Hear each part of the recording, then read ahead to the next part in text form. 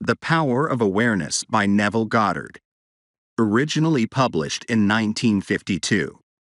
This recording is a production of Stories Day and for the purpose of research, study, and discussion. The view and opinions expressed in this book belong to the author and may not always reflect those of Stories Day and or its affiliates. A word from the publisher.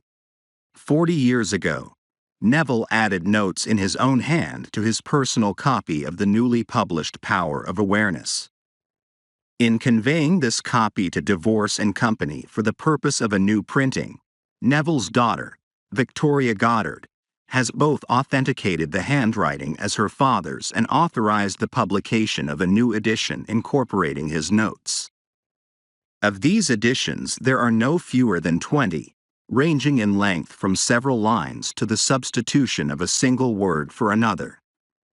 This latter, however, brief as it is, confers a significant change on the meaning of the text.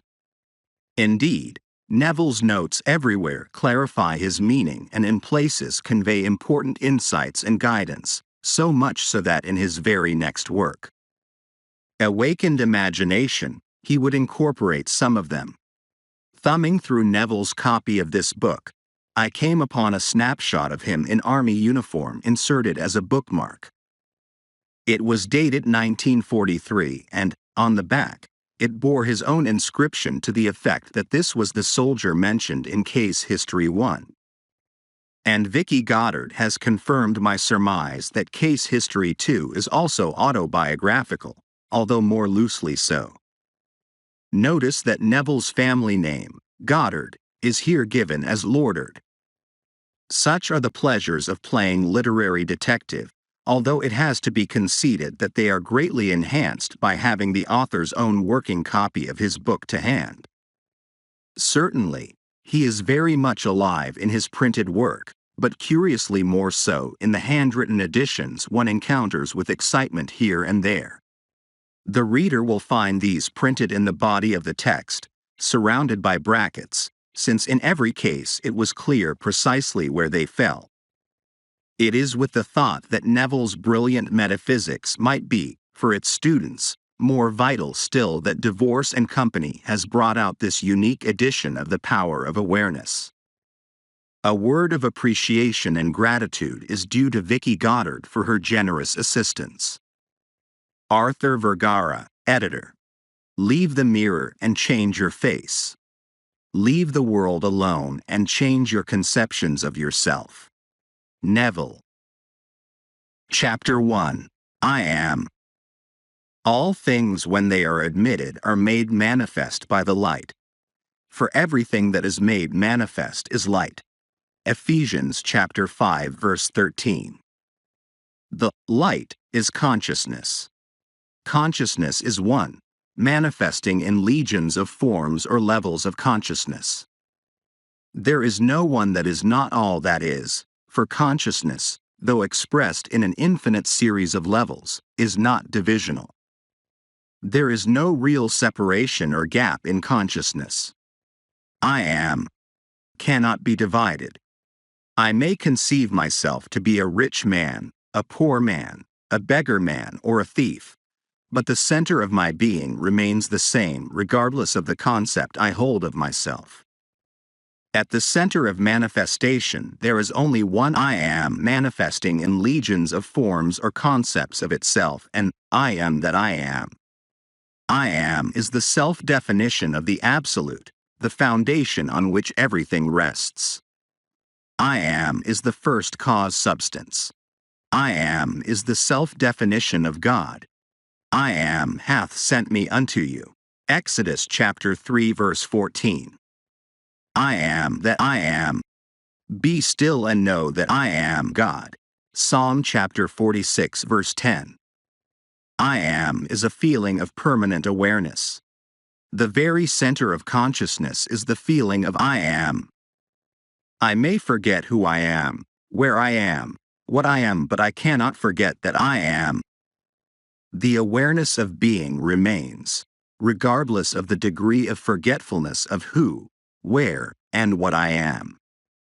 I am is that which, amid unnumbered forms is ever the same.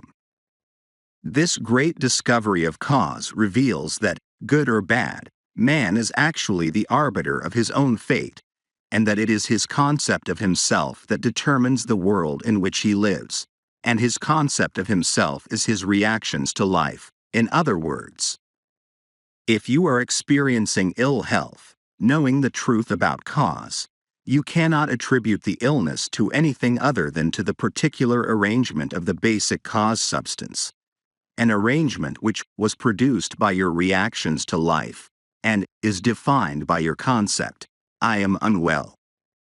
This is why you are told, let the weak man say, I am strong. Joel chapter 3 verse 10, for by his assumption, the cause substance, I am, is rearranged and must, therefore, manifest that which its rearrangement affirms. This principle governs every aspect of your life, be it social, financial, intellectual, or spiritual. I am is that reality to which, whatever happens, we must turn for an explanation of the phenomena of life. It is I am's concept of itself that determines the form and scenery of its existence. Everything depends upon its attitude towards itself. That which it will not affirm as true of itself cannot awaken in its world. That is, your concept of yourself, such as, I am strong, I am secure, I am loved, determines the world in which you live. In other words, when you say, I am a man, I am a father, I am an American, you are not defining different I ams. You are defining different concepts or arrangements of the one cause substance, the one I am. Even in the phenomena of nature, if the tree were articulate, it would say, I am a tree, an apple tree, a fruitful tree. When you know that consciousness is the one and only reality conceiving itself to be something good, bad, or indifferent, and becoming that which it conceived itself to be, you are free from the tyranny of second causes, free from the belief that there are causes outside of your own mind that can affect your life. In the state of consciousness of the individual is found the explanation of the phenomena of life. If man's concept of himself were different, everything in his world would be different. His concept of himself being what it is, everything in his world must be as it is. Thus, it is abundantly clear that there is only one I am and you are that I am. And while I am is infinite, you, by your concept of yourself, are displaying only a limited aspect of the infinite I am. Build thee more stately mansions, O my soul. As the swift seasons roll, leave thy low vaulted past. Let each new temple, nobler than the last, shut thee from heaven with a dome more vast till thou at length art free, leaving thine outgrown shell by life's unresting sea. Oliver Wendell Holmes, Sr. Chapter 2. Consciousness.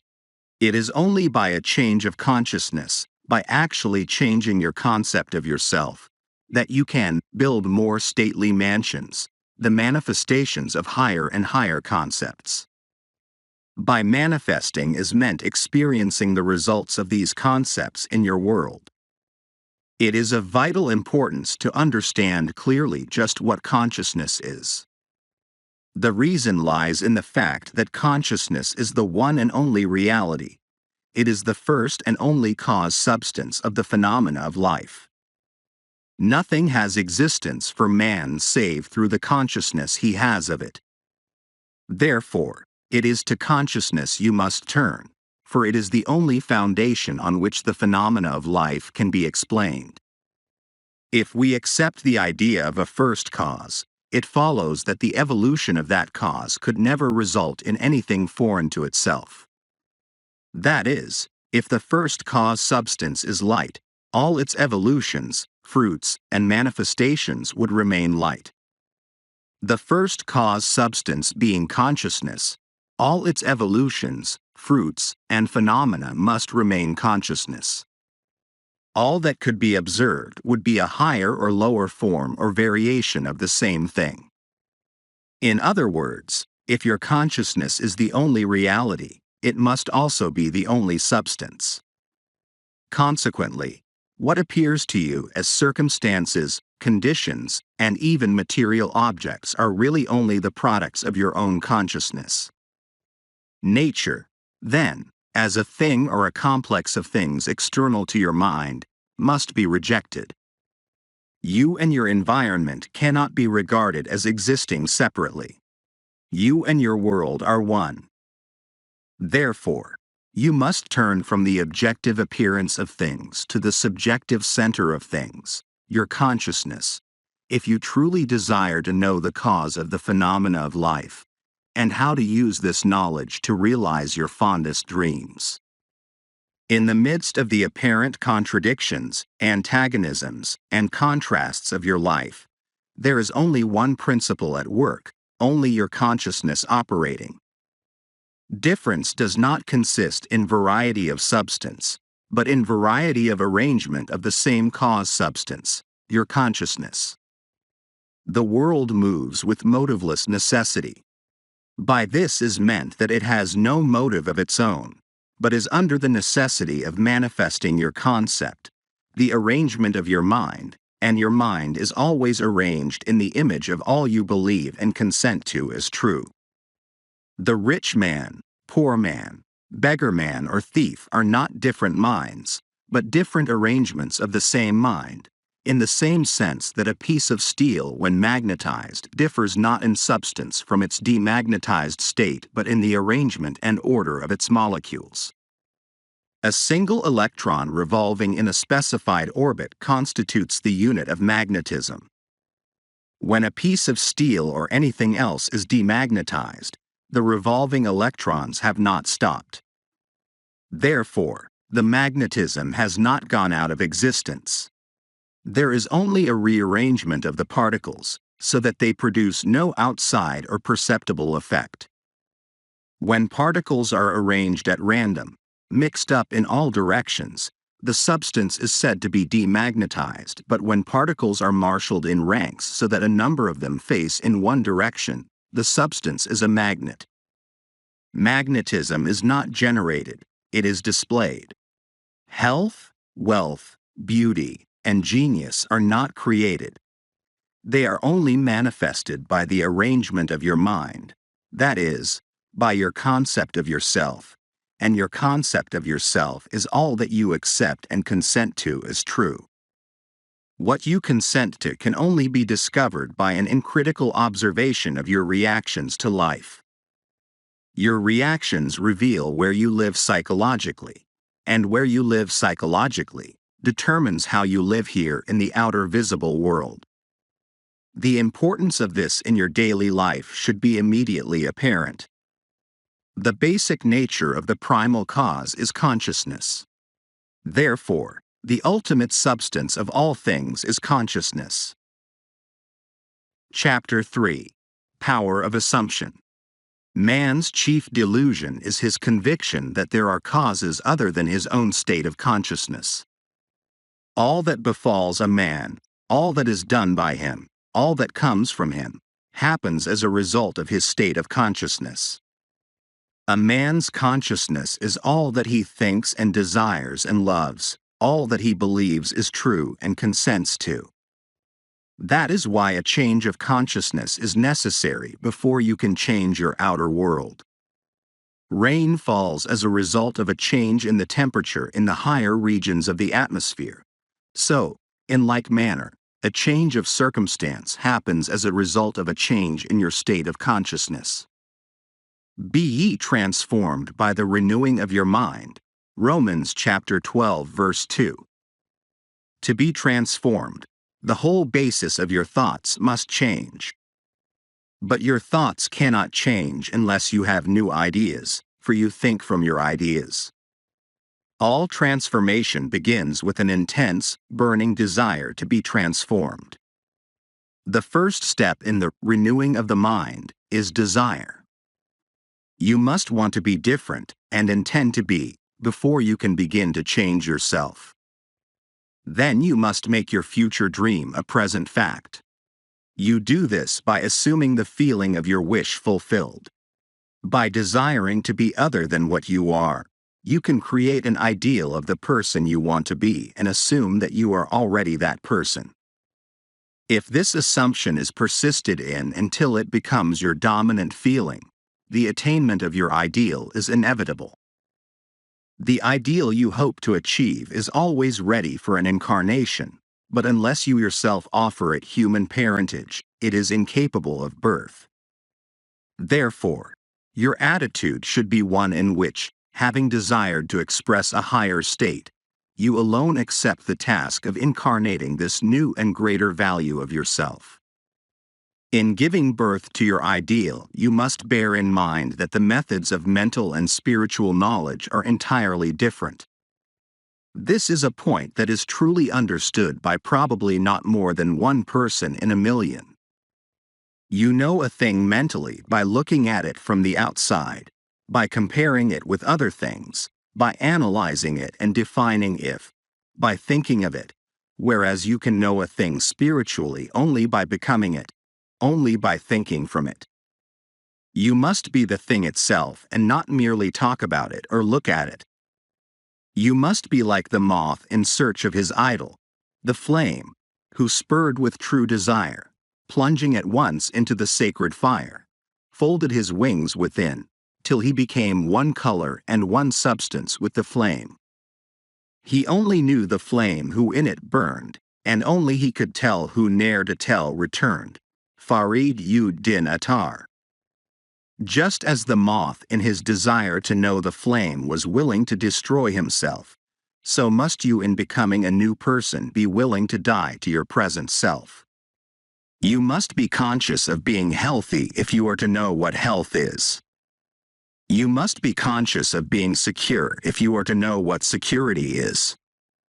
Therefore, to incarnate a new and greater value of yourself, you must assume that you already are what you want to be and then live by faith in this assumption, which is not yet incarnate in the body of your life, in confidence that this new value or state of consciousness will become incarnated through your absolute fidelity to the assumption that you are that which you desire to be. This is what wholeness means, what integrity means. They mean submission of the whole self to the feeling of the wish fulfilled in certainty that that new state of consciousness is the renewing of mind which transforms. There is no order in nature corresponding to this willing submission of the self to the ideal beyond the self. Therefore, it is the height of folly to expect the incarnation of a new and greater concept of self to come about by natural evolutionary process. That which requires a state of consciousness to produce its effect obviously cannot be effected without such a state of consciousness. And in your ability to assume the feeling of a greater life, to assume a new concept of yourself, you possess what the rest of nature does not possess: imagination, the instrument by which you create your world. Your imagination is the instrument, the means, whereby your redemption from slavery, sickness, and poverty is effected. If you refuse to assume the responsibility of the incarnation of a new and higher concept of yourself, then you reject the means, the only means, whereby your redemption, that is, the attainment of your ideal, can be effected. Imagination is the only redemptive power in the universe.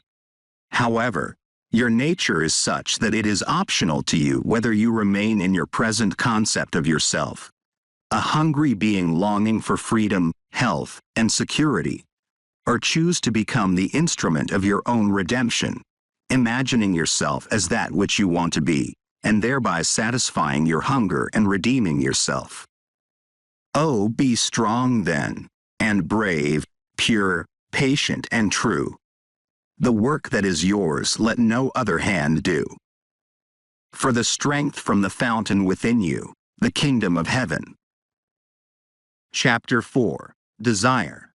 The changes which take place in your life as a result of your changed concept of yourself always appear to the unenlightened to be the result, not of a change of your consciousness, but of chance, outer cause, or coincidence. However, the only fate governing your life is the fate determined by your own concepts, your own assumptions.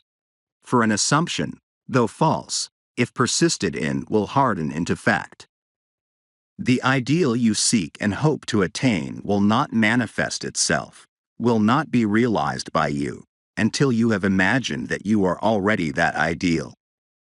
There is no escape for you except by a radical psychological transformation of yourself, except by your assumption of the feeling of your wish fulfilled. Therefore, make results or accomplishments the crucial test of your ability to use your imagination. Everything depends on your attitude towards yourself. That which you will not affirm as true of yourself can never be realized by you, for that attitude alone is the necessary condition by which you realize your goal. All transformation is based upon suggestion, and this can work only where you lay yourself completely open to an influence. You must abandon yourself to your ideal as a woman abandons herself to love, for complete abandonment of self to it is the way to union with your ideal. You must assume the feeling of the wish fulfilled until your assumption has all the sensory vividness of reality. You must imagine that you are already experiencing what you desire. That is, you must assume the feeling of the fulfillment of your desire until you are possessed by it, and this feeling crowds all other ideas out of your consciousness. The man who is not prepared for the conscious plunge into the assumption of the wish fulfilled in the faith that it is the only way to the realization of his dream is not yet ready to live consciously by the law of assumption, although there is no doubt that he does live by the law of assumption unconsciously. But for you who accept this principle and are ready to live by consciously assuming that your wish is already fulfilled, the adventure of life begins. To reach a higher level of being, you must assume a higher concept of yourself. If you will not imagine yourself as other than what you are, then you remain as you are, for if ye believe not that I am He, ye shall die in your sins. John chapter 8 verse 24. If you do not believe that you are He, the person you want to be, then you remain as you are. Through the faithful systematic cultivation of the feeling of the wish fulfilled, desire becomes the promise of its own fulfillment. The assumption of the feeling of the wish fulfilled makes the future dream a present fact. Chapter 5. The Truth That Sets You Free. The drama of life is a psychological one in which all the conditions, circumstances, and events of your life are brought to pass by your assumptions. Since your life is determined by your assumptions, you are forced to recognize the fact that you are either a slave to your assumptions or their master. To become the master of your assumptions is the key to undreamed of freedom and happiness.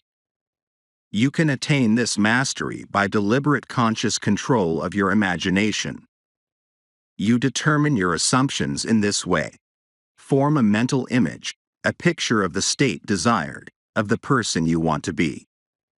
Concentrate your attention upon the feeling that you are already that person. First, visualize the picture in your consciousness.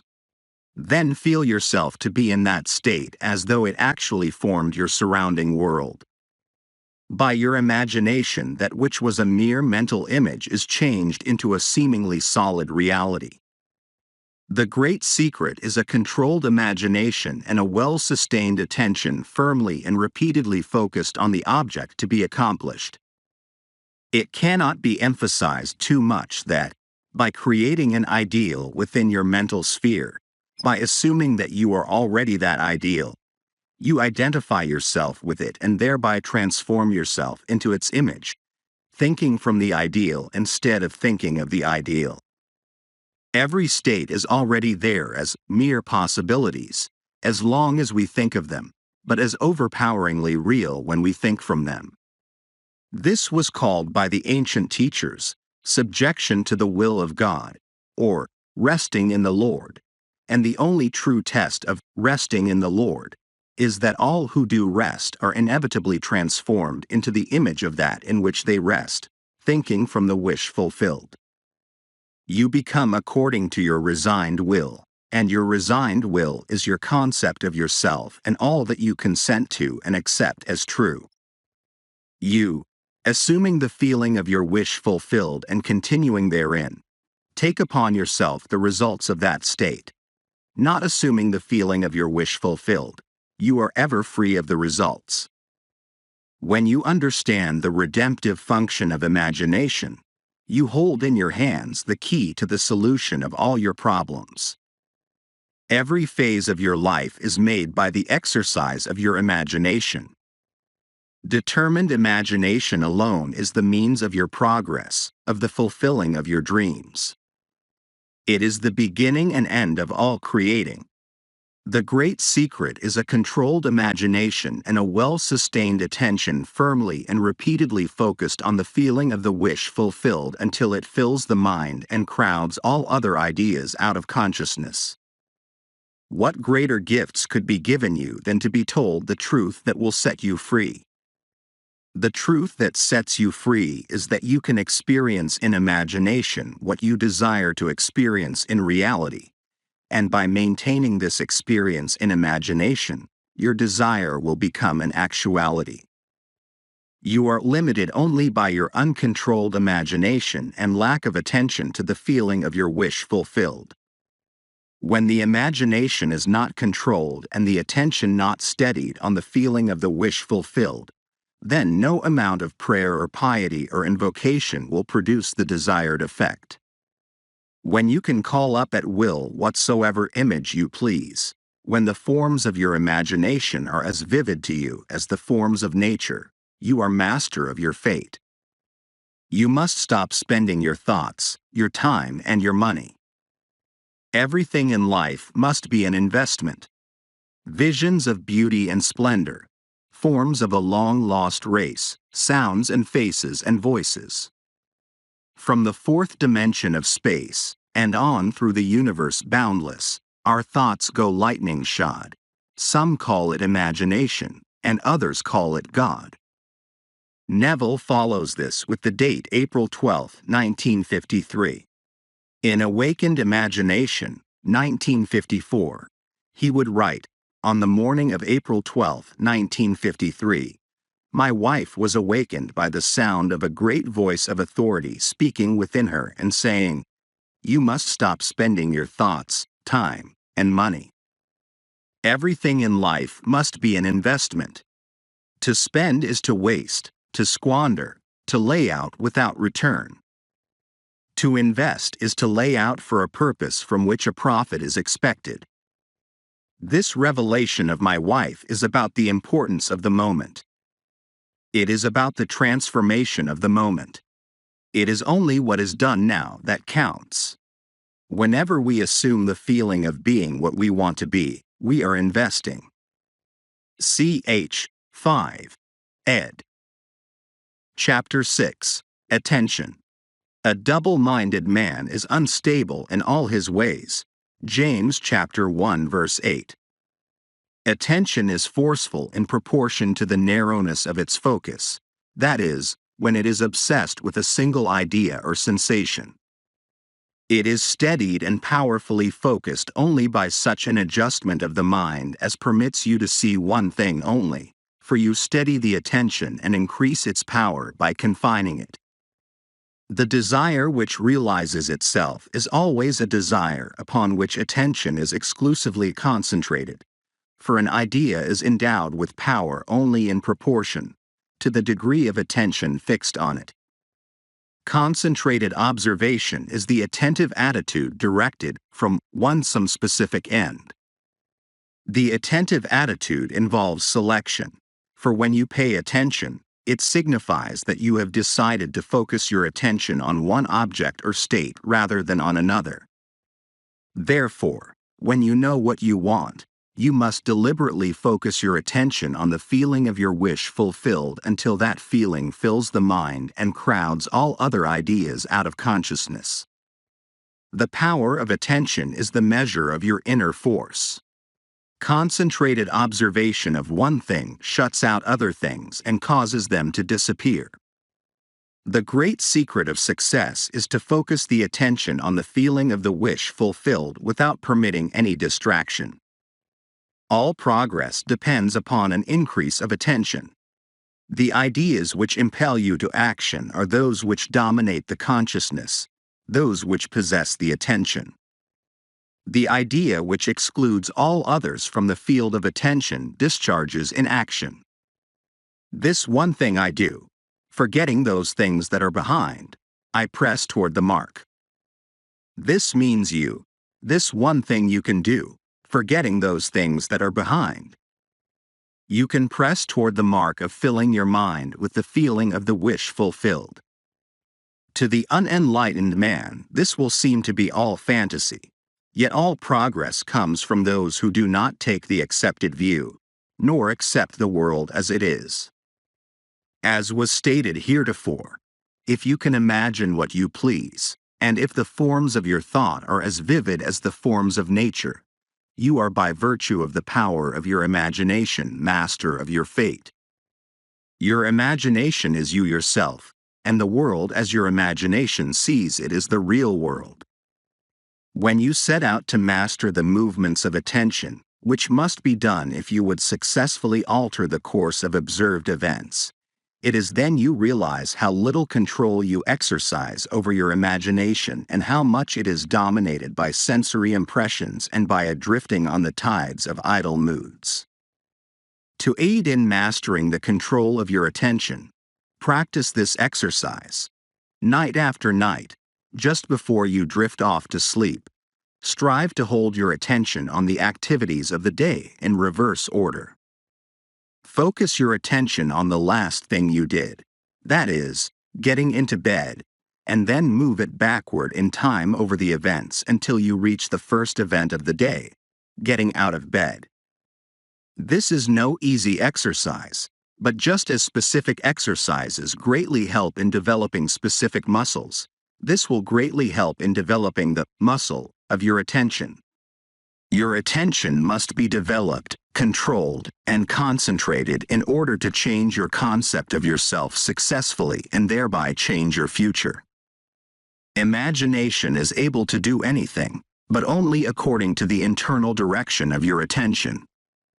If you persist night after night, sooner or later you will awaken in yourself a center of power and become conscious of your greater self, the real you. Attention is developed by repeated exercise or habit. Through habit an action becomes easier, and so in course of time gives rise to a facility or faculty, which can then be put to higher uses. When you attain control of the internal direction of your attention, you will no longer stand in shallow water but will launch out into the deep of life.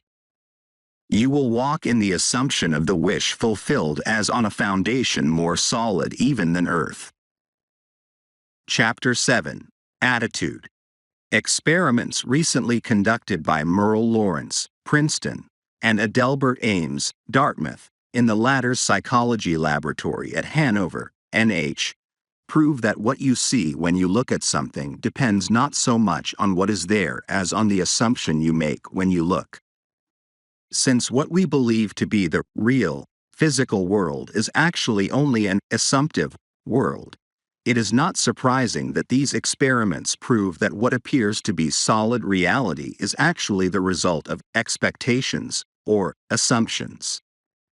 Your assumptions determine not only what you see but also what you do, for they govern all your conscious and subconscious movements towards the fulfillment of themselves. Over a century ago, this truth was stated by Emerson as follows: as the world was plastic and fluid in the hands of God, so it is ever to so much of His attributes as we bring to it. To ignorance and sin, it is flint. They adapt themselves to it as they may, but in proportion as a man has anything in him divine, the firmament flows before him and takes his signet and form. Your assumption is the hand of God molding the firmament into the image of that which you assume. The assumption of the wish fulfilled is the high tide which lifts you easily off the bar of the senses where you have so long lain stranded. It lifts the mind into prophecy in the full right sense of the word. And if you have that controlled imagination and absorbed attention which it is possible to attain, you may be sure that all your assumption implies will come to pass. When William Blake wrote, "What seems to be, is, to those to whom it seems to be," he was only repeating the eternal truth. There is nothing unclean of itself. But to him that esteemeth anything to be unclean, to him it is unclean. Romans chapter 14 verse 14. Because there is nothing unclean of itself, or clean of itself, you should assume the best and think only of that which is lovely and of good report. It is not superior insight but ignorance of this law of assumption if you read into the greatness of men some littleness with which you may be familiar, or into some situation or circumstance an unfavorable conviction. Your particular relationship to another influences your assumption with respect to that other and makes you see in him that which you do see. If you can change your opinion of another, then what you now believe of him cannot be absolutely true but is only relatively true. The following is an actual case history illustrating how the law of assumption works. One day a costume designer described to me her difficulties in working with a prominent theatrical producer. She was convinced that he unjustly criticized and rejected her best work and that often he was deliberately rude and unfair to her. Upon hearing her story, I explained that if she found the other rude and unfair, it was a sure sign that she, herself, was wanting and that it was not the producer, but herself that was in need of a new attitude. I told her that the power of this law of assumption and its practical application could be discovered only through experience, and that only by assuming that the situation was already what she wanted it to be could she prove that she could bring about the change desired. Her employer was merely bearing witness, telling her by his behavior what her concept of him was. I suggested that it was quite probable that she was carrying on conversations with him in her mind which were filled with criticism and recriminations. There was no doubt but that she was mentally arguing with the producer, for others only echo that which we whisper to them in secret. I asked her if it was not true that she talked to him mentally, and, if so, what those conversations were like. She confessed that every morning on her way to the theater she told him just what she thought of him in a way she would never have dared address him in person. The intensity and force of her mental arguments with him automatically established his behavior towards her. She began to realize that all of us carry on mental conversations, but, unfortunately, on most occasions these conversations are argumentative. That we have only to observe the passerby on the street to prove this assertion. That so many people are mentally engrossed in conversation and few appear to be happy about it. But the very intensity of their feeling must lead them quickly to the unpleasant incident they themselves have mentally created and therefore must now encounter. When she realized what she had been doing, she agreed to change her attitude and to live this law faithfully by assuming that her job was highly satisfactory and her relationship with the producer was a very happy one. To do this, she agreed that before going to sleep at night, on her way to work, and at other intervals during the day, she would imagine that he had congratulated her on her fine designs and that she, in turn, had thanked him for his praise and kindness. To her great delight, she soon discovered for herself that her own attitude was the cause of all that befell her. The behavior of her employer miraculously reversed itself. His attitude, echoing, as it had always done, that which she had assumed, now reflected her changed concept of him. What she did was by the power of her imagination. Her persistent assumption influenced his behavior and determined his attitude toward her. With the passport of desire on the wings of a controlled imagination, she traveled into the future of her own predetermined experience.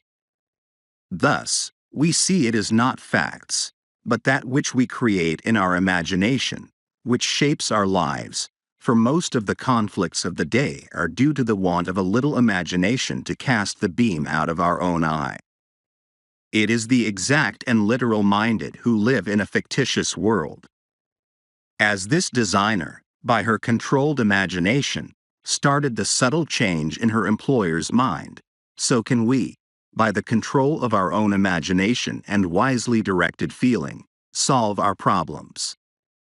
By the intensity of her imagination and feeling, the designer cast a kind of enchantment on her producer's mind and caused him to think that his generous praise originated with him. Often our most elaborate and original thoughts are determined by another. We should never be certain that it was not some woman treading in the winepress who began that subtle change in men's mind, or that the passion did not begin in the mind of some shepherd boy, lighting up his eyes for a moment before it ran upon its way. William Butler Yeats. Chapter 8. Renunciation. There is no coal of character so dead that it will not glow and flame if but slightly turned.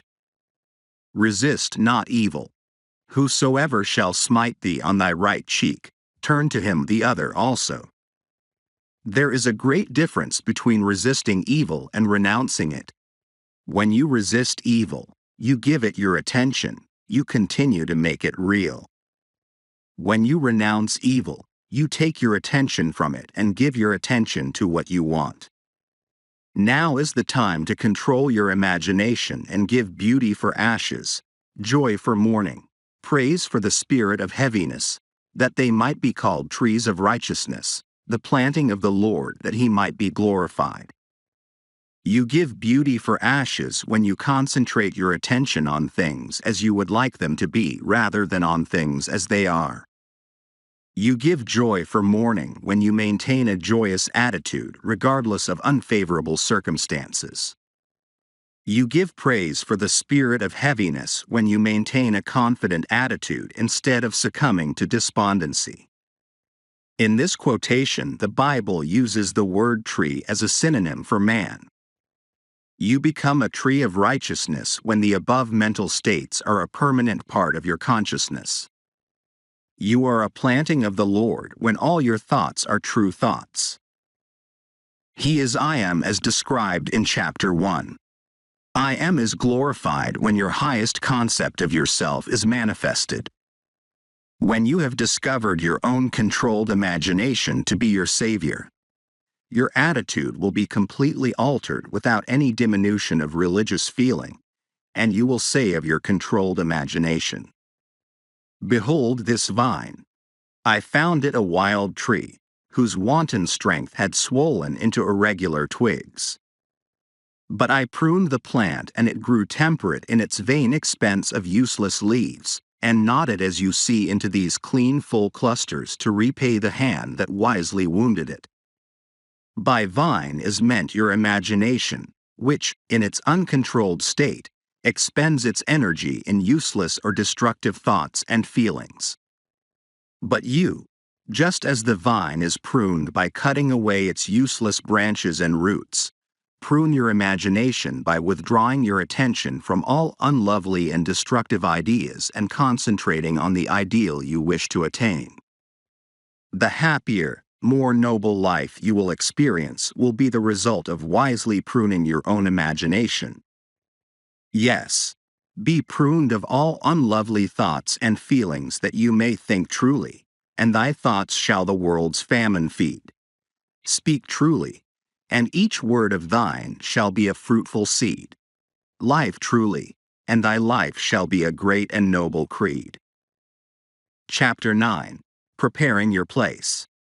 And all mine are thine, and thine are mine. John chapter 17 verse 10. Thrust in thy sickle, and reap.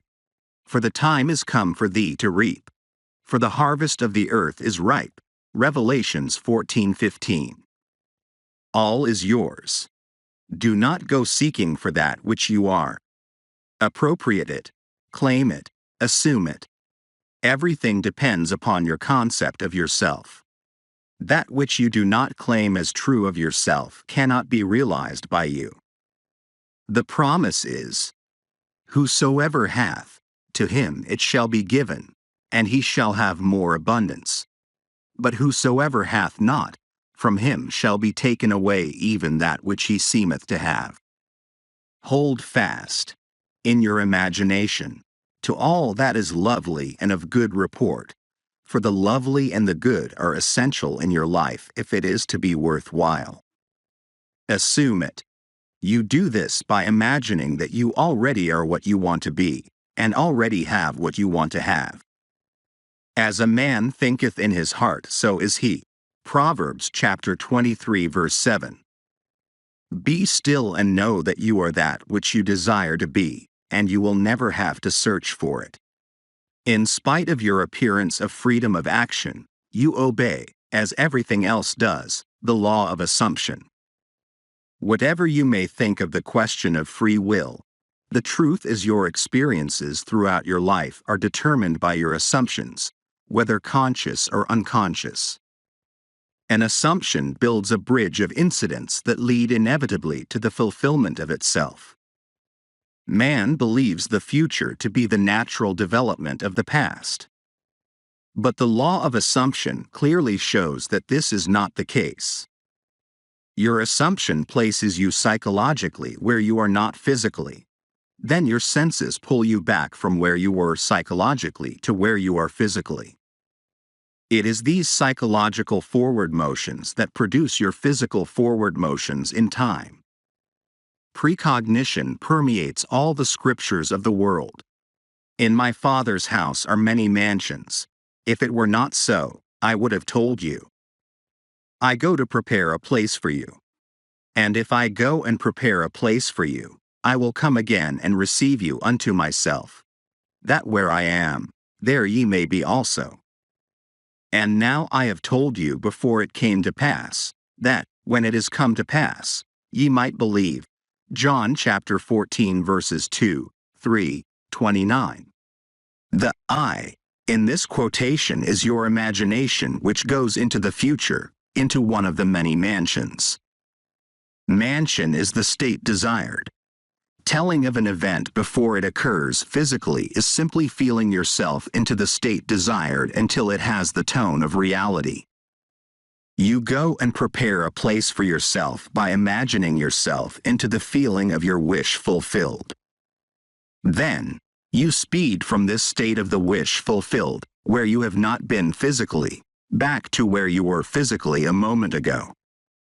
Then, with an irresistible forward movement, you move forward across a series of events to the physical realization of your wish, that where you have been in imagination, there you will be in the flesh also.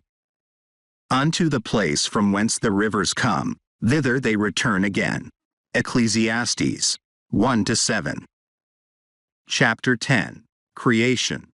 I am God, declaring the end from the beginning, and from ancient times things that are not yet done.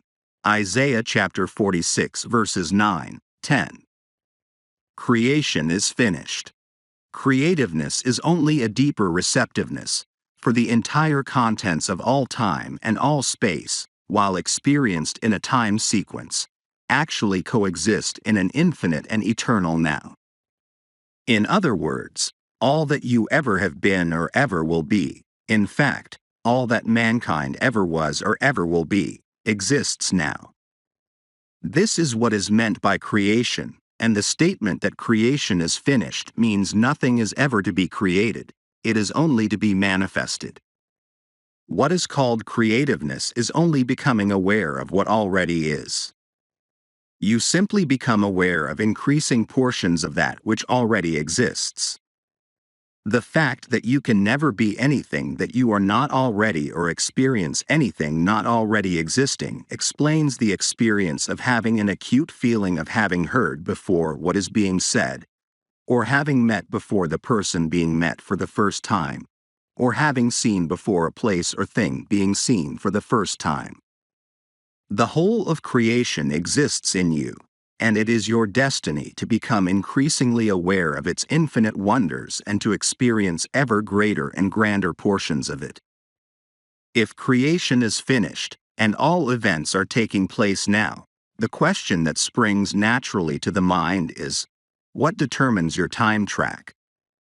That is, what determines the events which you encounter? And the answer is your concept of yourself. Concepts determine the route that attention follows. Here is a good test to prove this fact. Assume the feeling of your wish fulfilled and observe the route that your attention follows. You will observe that as long as you remain faithful to your assumption, so long will your attention be confronted with images clearly related to that assumption. For example, if you assume that you have a wonderful business, you will notice how in your imagination your attention is focused on incident after incident relating to that assumption. Friends congratulate you, tell you how lucky you are. Others are envious and critical. From there, your attention goes to larger offices, bigger bank balances, and many other similarly related events. Persistence in this assumption will result in actually experiencing in fact that which you assumed. The same is true regarding any concept. If your concept of yourself is that you are a failure, you would encounter in your imagination a whole series of incidents in conformance to that concept. Thus, it is clearly seen how you, by your concept of yourself, determine your present, that is, the particular portion of creation which you now experience, and your future, that is, the particular portion of creation which you will experience. Chapter 11. Interference. You are free to choose the concept you will accept of yourself. Therefore, you possess the power of intervention, the power which enables you to alter the course of your future. The process of rising from your present concept to a higher concept of yourself is the means of all true progress. The higher concept is waiting for you to incarnate it in the world of experience. Now unto him that is able to do exceeding abundantly above all that we ask or think, according to the power that worketh in us, unto him be glory. Ephesians chapter 3 verse 20. Him that is able to do more than you can ask or think is your imagination, and the power that worketh in us is your attention. Understanding imagination to be Him that is able to do all that you ask, and attention to be the power by which you create your world, you can now build your ideal world. Imagine yourself to be the ideal you dream of and desire. Remain attentive to this imagined state, and as fast as you completely feel that you are already this ideal, it will manifest itself as reality in your world. He was in the world, and the world was made by him, and the world knew him not. John chapter 1 verse 10. The mystery hid from the ages. Christ in you, the hope of glory. The He, in the first of these quotations, is your imagination. As previously explained, there is only one substance. This substance is consciousness. It is your imagination which forms this substance into concepts, which concepts are then manifested as conditions, circumstances, and physical objects. Thus, imagination made your world. This supreme truth, with but few exceptions, man is not conscious of.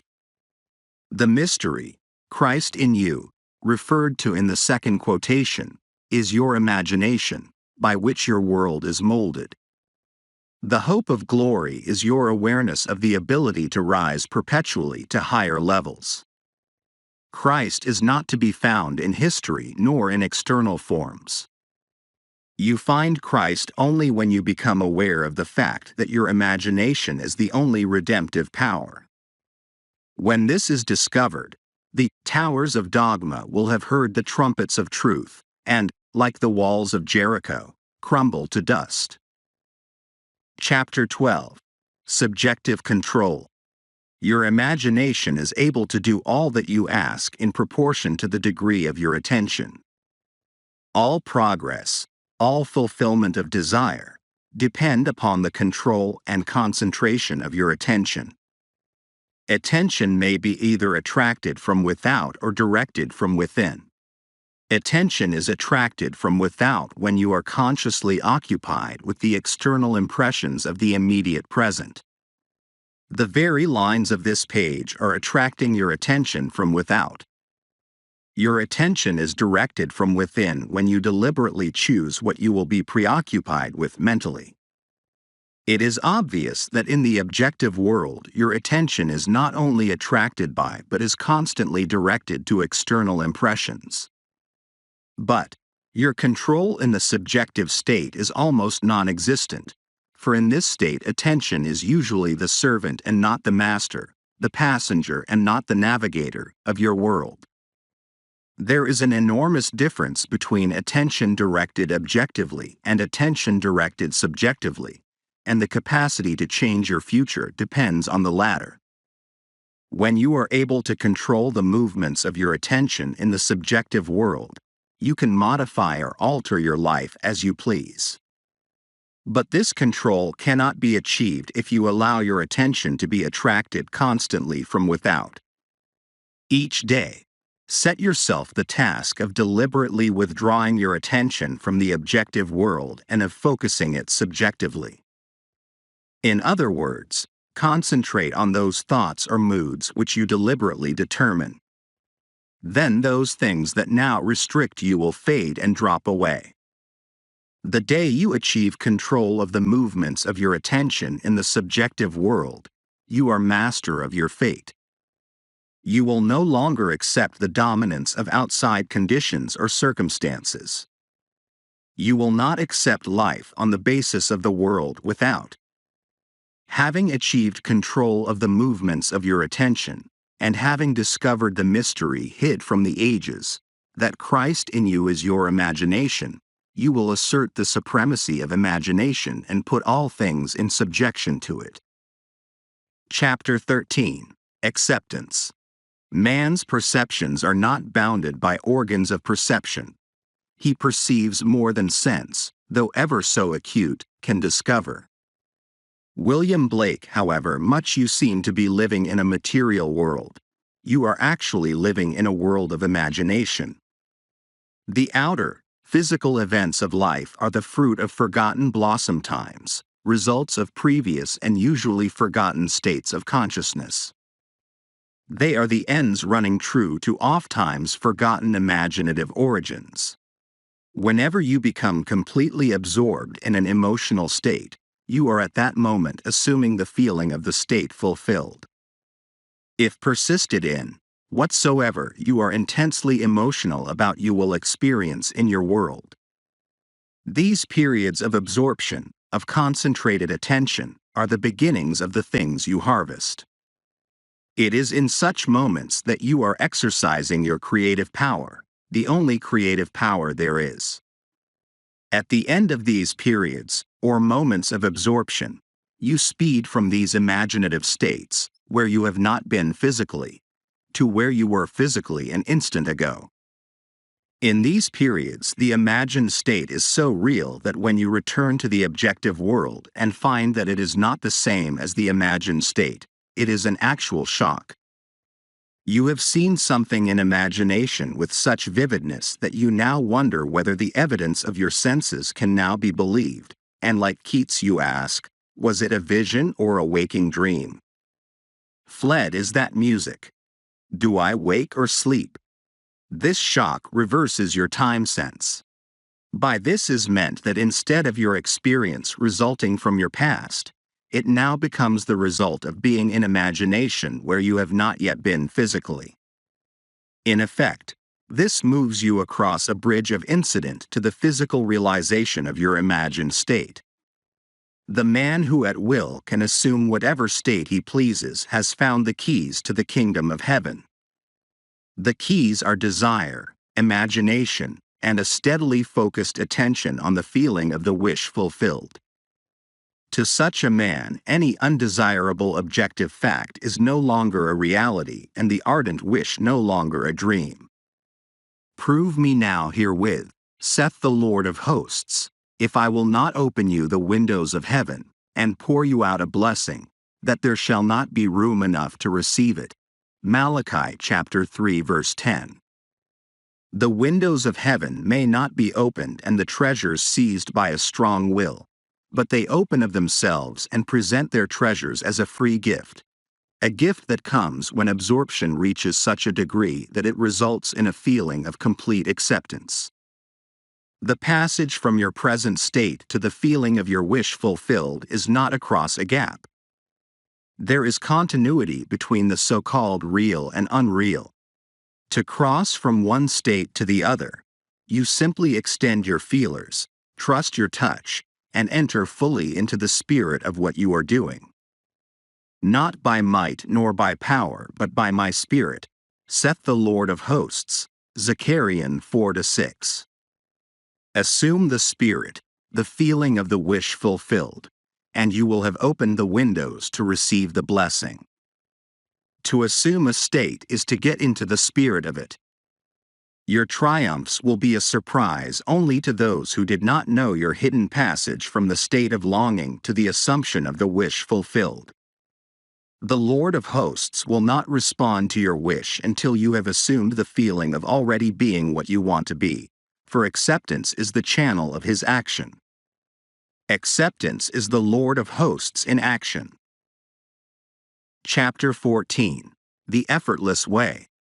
The principle of least action governs everything in physics from the path of a planet to the path of a pulse of light. Least action is the minimum of energy multiplied by the minimum of time.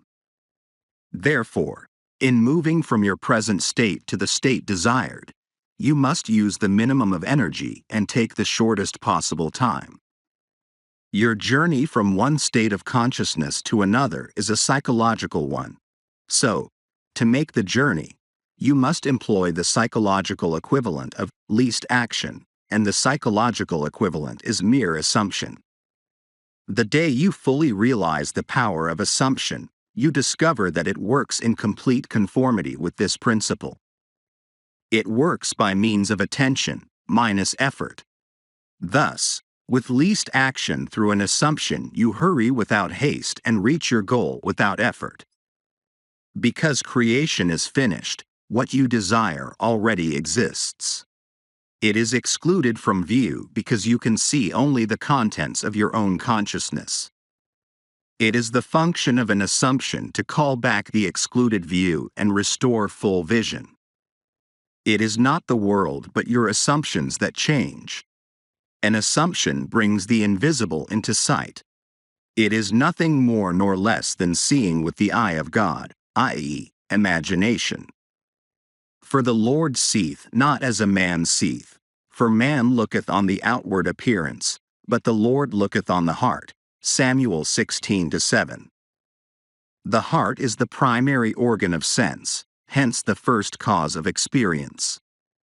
When you look on the heart, you are looking at your assumptions. Assumptions determine your experience. Watch your assumption with all diligence, for out of it are the issues of life. Assumptions have the power of objective realization. Every event in the visible world is the result of an assumption or idea in the unseen world.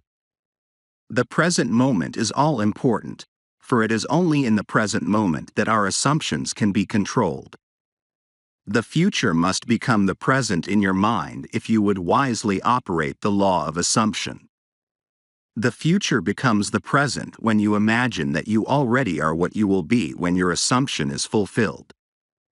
Be still, least action, and know that you are that which you desire to be. The end of longing should be being.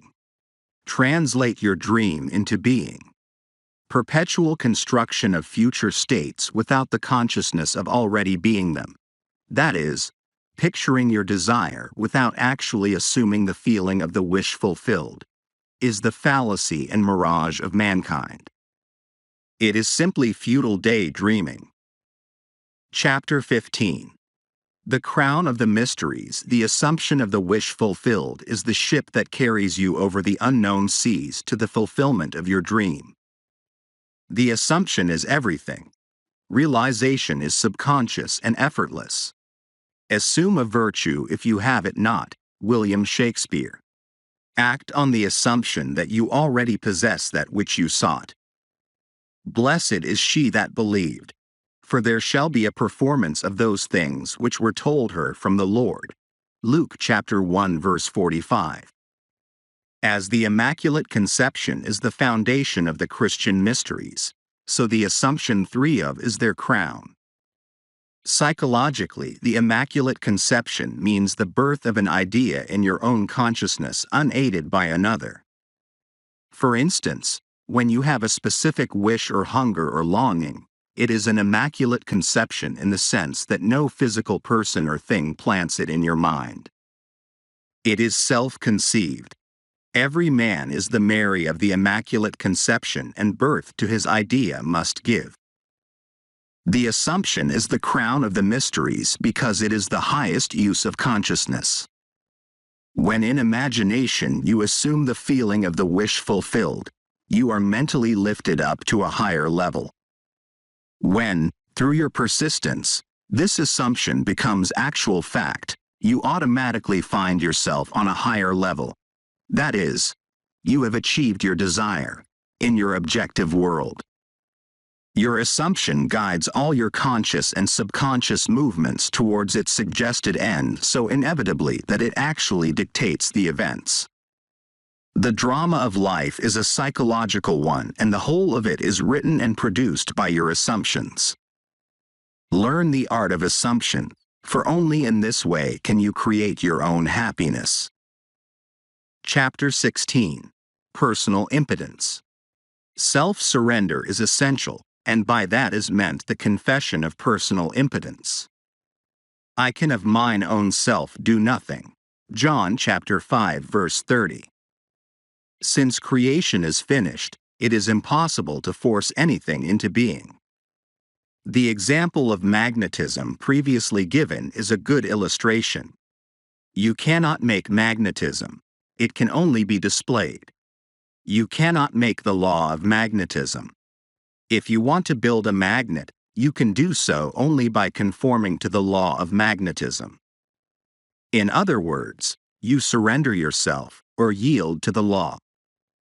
In like manner, when you use the faculty of assumption, you are conforming to a law just as real as the law governing magnetism. You can neither create nor change the law of assumption. It is in this respect that you are impotent. You can only yield or conform, and since all of your experiences are the result of your assumptions, consciously or unconsciously, the value of consciously using the power of assumption surely must be obvious. Willingly identify yourself with that which you most desire, knowing that it will find expression through you. Yield to the feeling of the wish fulfilled and be consumed as its victim, then rise as the prophet of the law of assumption. Chapter 17. All things are possible. It is of great significance that the truth of the principles outlined in this book have been proven time and again by the personal experiences of the author. Throughout the past 25 years, he has applied these principles and proved them successful in innumerable instances. He attributes to an unwavering assumption of his wish already being fulfilled every success that he has achieved. He was confident that by these fixed assumptions his desires were predestined to be fulfilled. Time and again he assumed the feeling of his wish fulfilled and continued in his assumption until that which he desired was completely realized. Live your life in a sublime spirit of confidence and determination. Disregard appearances, conditions, in fact all evidence of your senses that deny the fulfillment of your desire. Rest in the assumption that you are already what you want to be, for in that determined assumption you and your infinite being are merged in creative unity, and with your infinite being, God, all things are possible. God never fails. For who can stay his hand or say unto him, What doest thou? Daniel chapter 4 verse 35. Through the mastery of your assumptions, you are in very truth enabled to master life. It is thus that the ladder of life is ascended, thus the ideal is realized. The clue to the real purpose of life is to surrender yourself to your ideal with such awareness of its reality that you begin to live the life of the ideal and no longer your own life as it was prior to this surrender. He calleth things that are not seen as though they were, and the unseen becomes seen, approximately. Romans chapter 4 verse 17. Each assumption has its corresponding world. If you are truly observant, you will notice the power of your assumptions to change circumstances which appear wholly immutable. You, by your conscious assumptions, determine the nature of the world in which you live. Ignore the present state and assume the wish fulfilled. Claim it. It will respond. The law of assumption is the means by which the fulfillment of your desires may be realized. Every moment of your life, consciously or unconsciously, you are assuming a feeling. You can no more avoid assuming a feeling than you can avoid eating and drinking. All you can do is control the nature of your assumptions. Thus, it is clearly seen that the control of your assumption is the key you now hold to an ever-expanding, happier, more noble life. Chapter 18. Be ye doers. Be ye doers of the word and not hearers only, deceiving your own selves. For if any be a hearer of the word, and not a doer, he is like unto a man beholding his natural face in a glass and goeth his way, and straightway forgetteth what manner of man he was. But whoso looketh into the perfect law of liberty, and continue therein, he being not a forgetful hearer but a doer of the work, this man shall be blessed in his deed. James chapter 1 verses 22 to 25. The word in this quotation means idea, concept, or desire. You deceive yourself by hearing only, when you expect your desire to be fulfilled through mere wishful thinking. Your desire is what you want to be, and looking at yourself in a glass is seeing yourself in imagination as that person. Forgetting what manner of man you are is failing to persist in your assumption. The perfect law of liberty is the law which makes possible liberation from limitation, that is, the law of assumption. To continue in the perfect law of liberty is to persist in the assumption that your desire is already fulfilled. You are not a forgetful hearer when you keep the feeling of your wish fulfilled constantly alive in your consciousness. This makes you a doer of the work, and you are blessed in your deed by the inevitable realization of your desire. You must be doers of the law of assumption, for without application the most profound understanding will not produce any desired result. Frequent reiteration and repetition of important basic truths runs through these pages.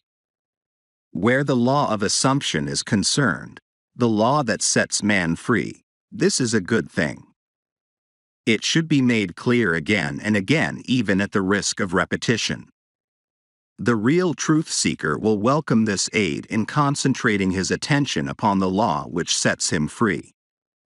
The parable of the master's condemnation of the servant who neglected to use the talent given him is clear and unmistakable. Having discovered within yourself the key to the treasure house, you should be like the good servant who by wise use multiplied by many times the talents entrusted to him. The talent entrusted to you is the power to consciously determine your assumption. The talent not used, like the limb not exercised, withers and finally atrophies. What you must strive after is being. In order to do, it is necessary to be. The end of yearning is to be. Your concept of yourself can only be driven out of consciousness by another concept of yourself. By creating an ideal in your mind, you can identify yourself with it until you become one and the same with the ideal, thereby transforming yourself into it. The dynamic prevails over the static, the active over the passive. One who is a doer is magnetic and therefore infinitely more creative than any who merely hear. Be among the doers. Chapter 19. Essentials. The essential points in the successful use of the law of assumption are these. First, and above all, yearning, longing, intense, burning desire. With all your heart, you must want to be different from what you are. Intense, burning desire, combined with intention to make good, is the mainspring of action, the beginning of all successful ventures. In every great passion which achieves its objective, desire is concentrated and intentioned. You must first desire and then intend to succeed. As the hart panteth after the water brooks, so panteth my soul after thee, O God. Psalm chapter 42 verse 1. Blessed are they that hunger and thirst after righteousness, for they shall be filled. Matthew chapter 5 verse 6.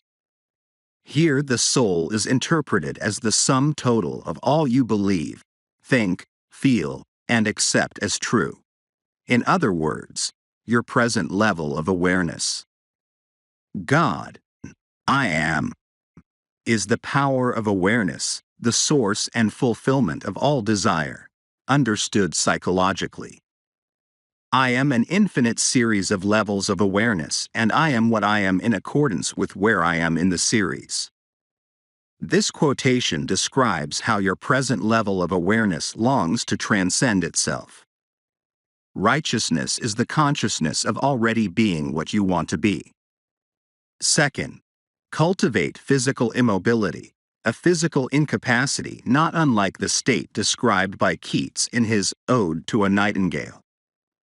A drowsy numbness pains my senses, as though of hemlock I had drunk.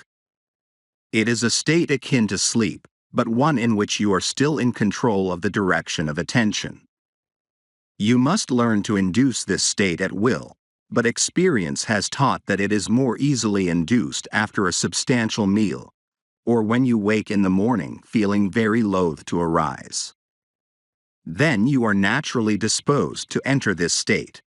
The value of physical immobility exposes itself in the accumulation of mental force which absolute stillness brings with it. It increases your power of concentration. Be still and know that I am God. Psalm chapter 46 verse 10. In fact, the greater energies of the mind seldom break forth save when the body is stilled and the door of the senses closed to the objective world. The third and last thing to do is to experience in your imagination what you would experience in reality had you achieved your goal. You must gain it in imagination first, for imagination is the very door to the reality of that which you seek. But use imagination masterfully and not as an onlooker thinking of the end, but as a partaker thinking from the end. Imagine that you possess a quality or something you desire which hitherto has not been yours. Surrender yourself completely to this feeling until your whole being is possessed by it. This state differs from reverie in this respect.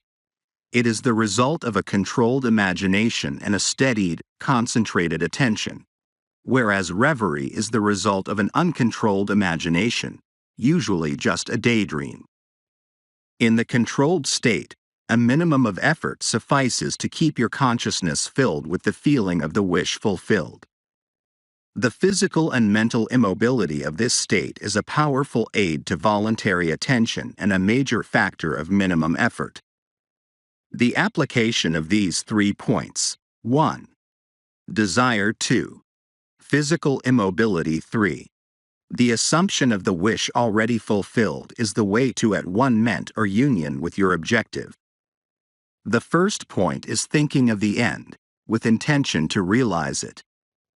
The third point is thinking from the end with the feeling of accomplishment. The secret of thinking from the end is to enjoy being it. The minute you make it pleasurable and imagine that you are it, you start thinking from the end. One of the most prevalent misunderstandings is that this law works only for those having a devout or a religious objective. This is a fallacy.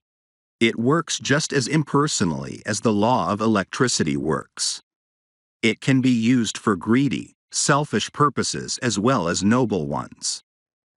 But it should always be borne in mind that ignoble thoughts and actions inevitably result in unhappy consequences. Chapter 20. Righteousness. In the preceding chapter, righteousness was defined as the consciousness of already being what you want to be. This is the true psychological meaning and obviously does not refer to adherence to moral codes, civil law, or religious precepts. You cannot attach too much importance to being righteous. In fact, the entire Bible is permeated with admonition and exhortations on this subject. Break off thy sins by righteousness. Daniel chapter 4 verse 27. My righteousness I hold fast, and will not let it go. My heart shall not reproach me so long as I live. Job chapter 27 verse 6. My righteousness shall answer for me in time to come. Genesis chapter 30 verse 33. Very often the words sin and righteousness are used in the same quotation. This is a logical contrast of opposites and becomes enormously significant in the light of the psychological meaning of righteousness and the psychological meaning of sin. Sin means to miss the mark. Not to attain your desire, not to be the person you want to be, is sinning. Righteousness is the consciousness of already being what you want to be.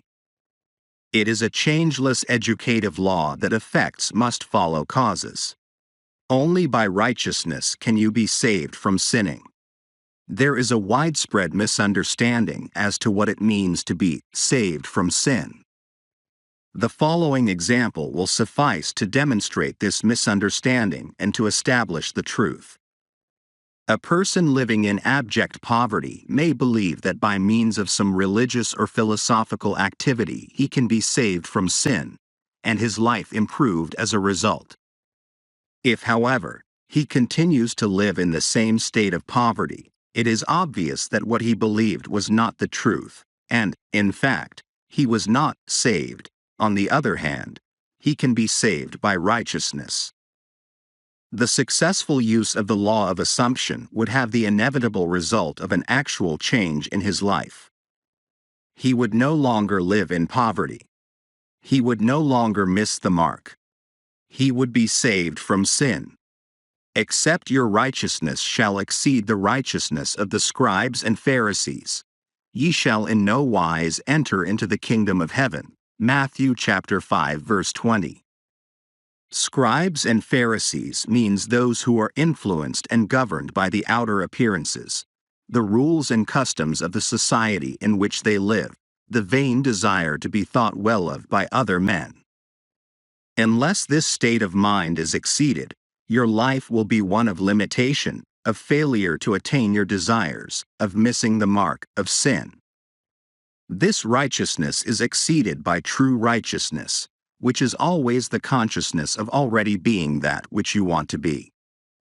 One of the greatest pitfalls in attempting to use the law of assumption is focusing your attention on things, on a new home, a better job, a bigger bank balance. This is not the righteousness without which you die in your sins.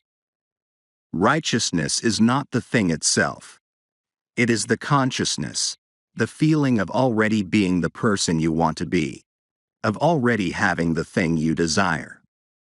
Seek ye first the kingdom of God, and his righteousness, and all these things shall be added unto you. Matthew chapter 6 verse 33. The kingdom, entire creation, of God, your I am, is within you. Righteousness is the awareness that you already possess it all. Chapter 21. Free Will. The question is often asked, What should be done between the assumption of the wish fulfilled and its realization? Nothing. It is a delusion that, other than assuming the feeling of the wish fulfilled, you can do anything to aid the realization of your desire. You think that you can do something, you want to do something, but actually, you can do nothing. The illusion of the free will to do is but ignorance of the law of assumption upon which all action is based. Everything happens automatically. All that befalls you, all that is done by you, happens. Your assumptions, conscious or unconscious, direct all thought and action to their fulfillment. To understand the law of assumption, to be convinced of its truth, means getting rid of all the illusions about free will to act. Free will actually means freedom to select any idea you desire. By assuming the idea already to be a fact, it is converted into reality. Beyond that, free will ends and everything happens in harmony with the concept assumed. I can of mine own self do nothing, because I seek not mine own will, but the will of the Father which hath sent me. John chapter 5 verse 19, 5:30. In this quotation, the Father obviously refers to God. In an earlier chapter, God is defined as I am. Since creation is finished, the Father is never in a position of saying, I will be. In other words, everything exists, and the infinite I am consciousness can speak only in the present tense.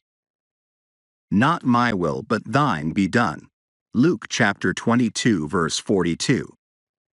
I will be is a confession that I am not. The Father's will is always, I am. Until you realize that you are the Father, there is only one I am, and your infinite self is the I am. Your will is always, I will be. In the law of assumption, your consciousness of being is the Father's will. The mere wish without this consciousness is the my will. This great quotation, so little understood, is a perfect statement of the law of assumption. It is impossible to do anything. You must be in order to do. If you had a different concept of yourself, everything would be different. You are what you are, so everything is as it is. The events which you observe are determined by the concept you have of yourself. If you change your concept of yourself, the events ahead of you in time are altered, but, thus altered, they form again a deterministic sequence starting from the moment of this changed concept. You are a being with powers of intervention, which enable you, by a change of consciousness, to alter the course of observed events, in fact, to change your future. Deny the evidence of the senses, and assume the feeling of the wish fulfilled. Inasmuch as your assumption is creative and forms an atmosphere, your assumption, if it be a noble one, increases your assurance and helps you to reach a higher level of being. If, on the other hand, your assumption be an unlovely one, it hinders you and makes your downward way swifter. Just as the lovely assumptions create a harmonious atmosphere, so the hard and bitter feelings create a hard and bitter atmosphere. Whatsoever things are pure, just, lovely, of good report, think on these things, approximately. Philippians chapter 4 verse 8. This means to make your assumptions the highest, noblest, happiest concepts. There is no better time to start than now. The present moment is always the most opportune in which to eliminate all unlovely assumptions and to concentrate only on the good. As well as yourself, claim for others their divine inheritance. See only their good and the good in them. Stir the highest in others to confidence and self-assertion by your sincere assumption of their good, and you will be their prophet and their healer, for an inevitable fulfillment awaits all sustained assumptions. You win by assumption what you can never win by force. An assumption is a certain motion of consciousness. This motion, like all motion, exercises an influence on the surrounding substance, causing it to take the shape of echo and reflect the assumption. A change of fortune is a new direction and outlook, merely a change in arrangement of the same mind substance, consciousness. If you would change your life, you must begin at the very source with your own basic concept of self.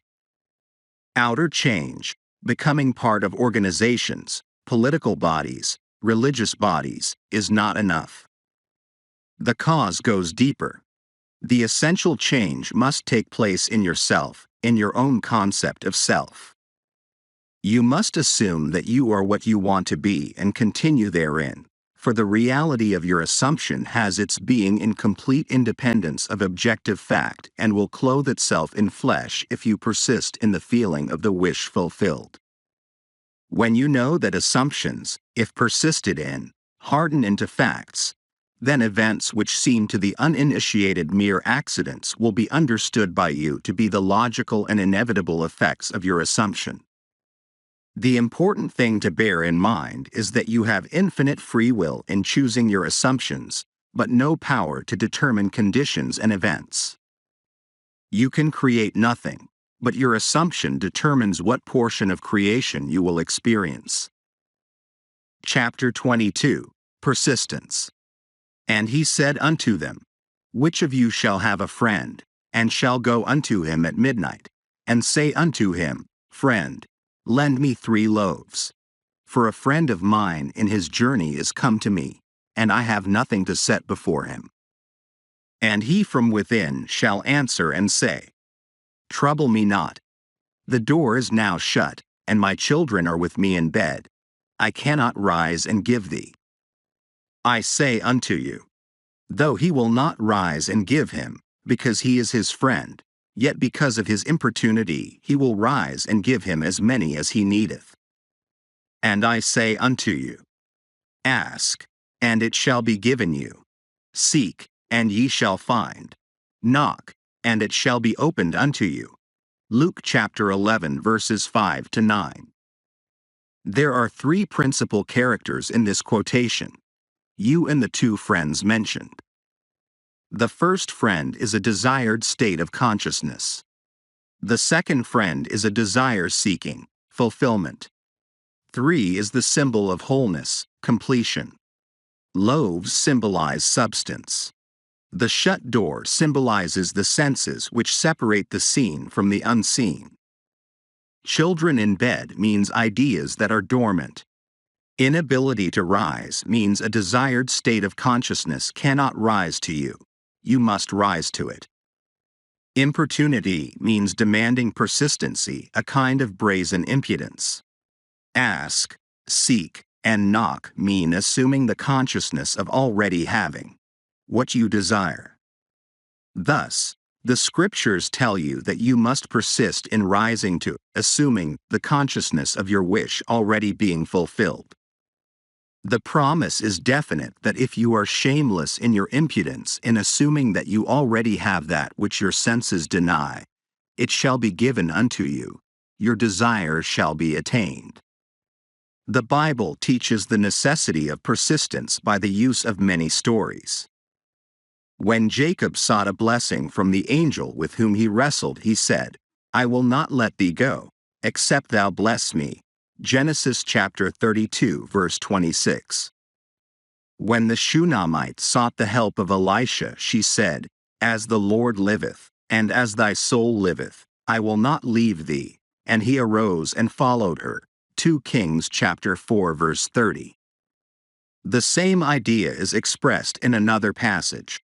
And he spake a parable unto them that men ought always to pray, and not to faint, saying, There was in a city a judge, which feared not God, neither regarded man, and there was a widow in that city. And she came unto him, saying, Avenge me of mine adversary. And he would not for a while, but afterward he said within himself, Though I fear not God, nor regard man, yet because this widow troubleth me, I will avenge her, lest she weary me by her continual coming. Luke chapter 18 verses 1 to 5. The basic truth underlying each of these stories is that desire springs from the awareness of ultimate attainment and that persistence in maintaining the consciousness of the desire already being fulfilled results in its fulfillment. It is not enough to feel yourself into the state of the answered prayer. You must persist in that state. That is the reason for the injunction, man ought always to pray and not to faint. Luke chapter 18 verse 1. Here, to pray means to give thanks for already having what you desire. Only persistency in the assumption of the wish fulfilled can cause those subtle changes in your mind which result in the desired change in your life. It matters not whether they be angels, Elisha, or reluctant judges, all must respond in harmony with your persistent assumption. When it appears that people other than yourself in your world do not act toward you as you would like, it is not due to reluctance on their part but a lack of persistence in your assumption of your life already being as you want it to be. Your assumption, to be effective, cannot be a single isolated act. It must be a maintained attitude of the wish fulfilled. And that maintained attitude that gets you there, so that you think from your wish fulfilled instead of thinking about your wish, is aided by assuming the feeling of the wish fulfilled frequently. It is the frequency, not the length of time, that makes it natural. That to which you constantly return constitutes your truest self. Frequent occupancy of the feeling of the wish fulfilled is the secret of success. Chapter 23. Case Histories. It will be extremely helpful at this point to cite a number of specific examples of the successful application of this law. Actual case histories are given. In each of these, the problem is clearly defined and the way imagination was used to attain the required state of consciousness is fully described. In each of these instances, the author of this book was either personally concerned or was told the facts by the person involved. Case Study 1. This is a story with every detail of which I am personally familiar. In the spring of 1943, a recently drafted soldier was stationed in a large army camp in Louisiana. He was intensely eager to get out of the army, but only in an entirely honorable way. The only way he could do this was to apply for a discharge. The application then required the approval of his commanding officer to become effective. Based on Army regulations, the decision of the commanding officer was final and could not be appealed. The soldier, following all the necessary procedure, applied for a discharge. Within 4 hours, this application was returned, marked, disapproved. Convinced he could not appeal the decision to any higher authority, military or civilian, he turned within to his own consciousness, determined to rely on the law of assumption. The soldier realized that his consciousness was the only reality, that his particular state of consciousness determined the events he would encounter. That night, in the interval between getting into bed and falling asleep, he concentrated on consciously using the law of assumption. In imagination, he felt himself to be in his own apartment in New York City.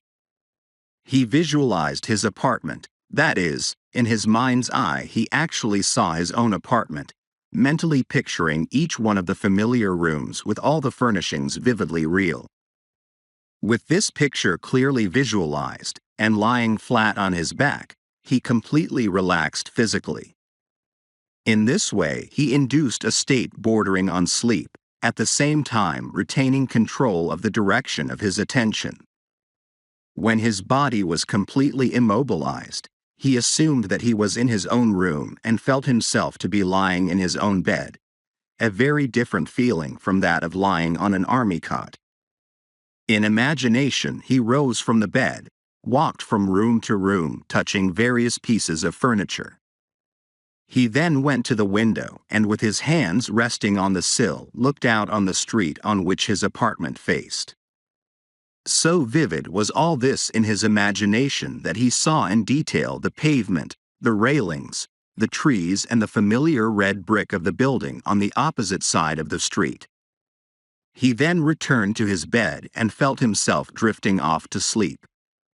He knew that it was most important in the successful use of this law that at the actual point of falling asleep his consciousness be filled with the assumption that he was already what he wanted to be. All that he did in imagination was based on the assumption that he was no longer in the army. Night after night the soldier enacted this drama. Night after night in imagination he felt himself, honorably discharged, back in his home, seeing all the familiar surroundings and falling asleep in his own bed.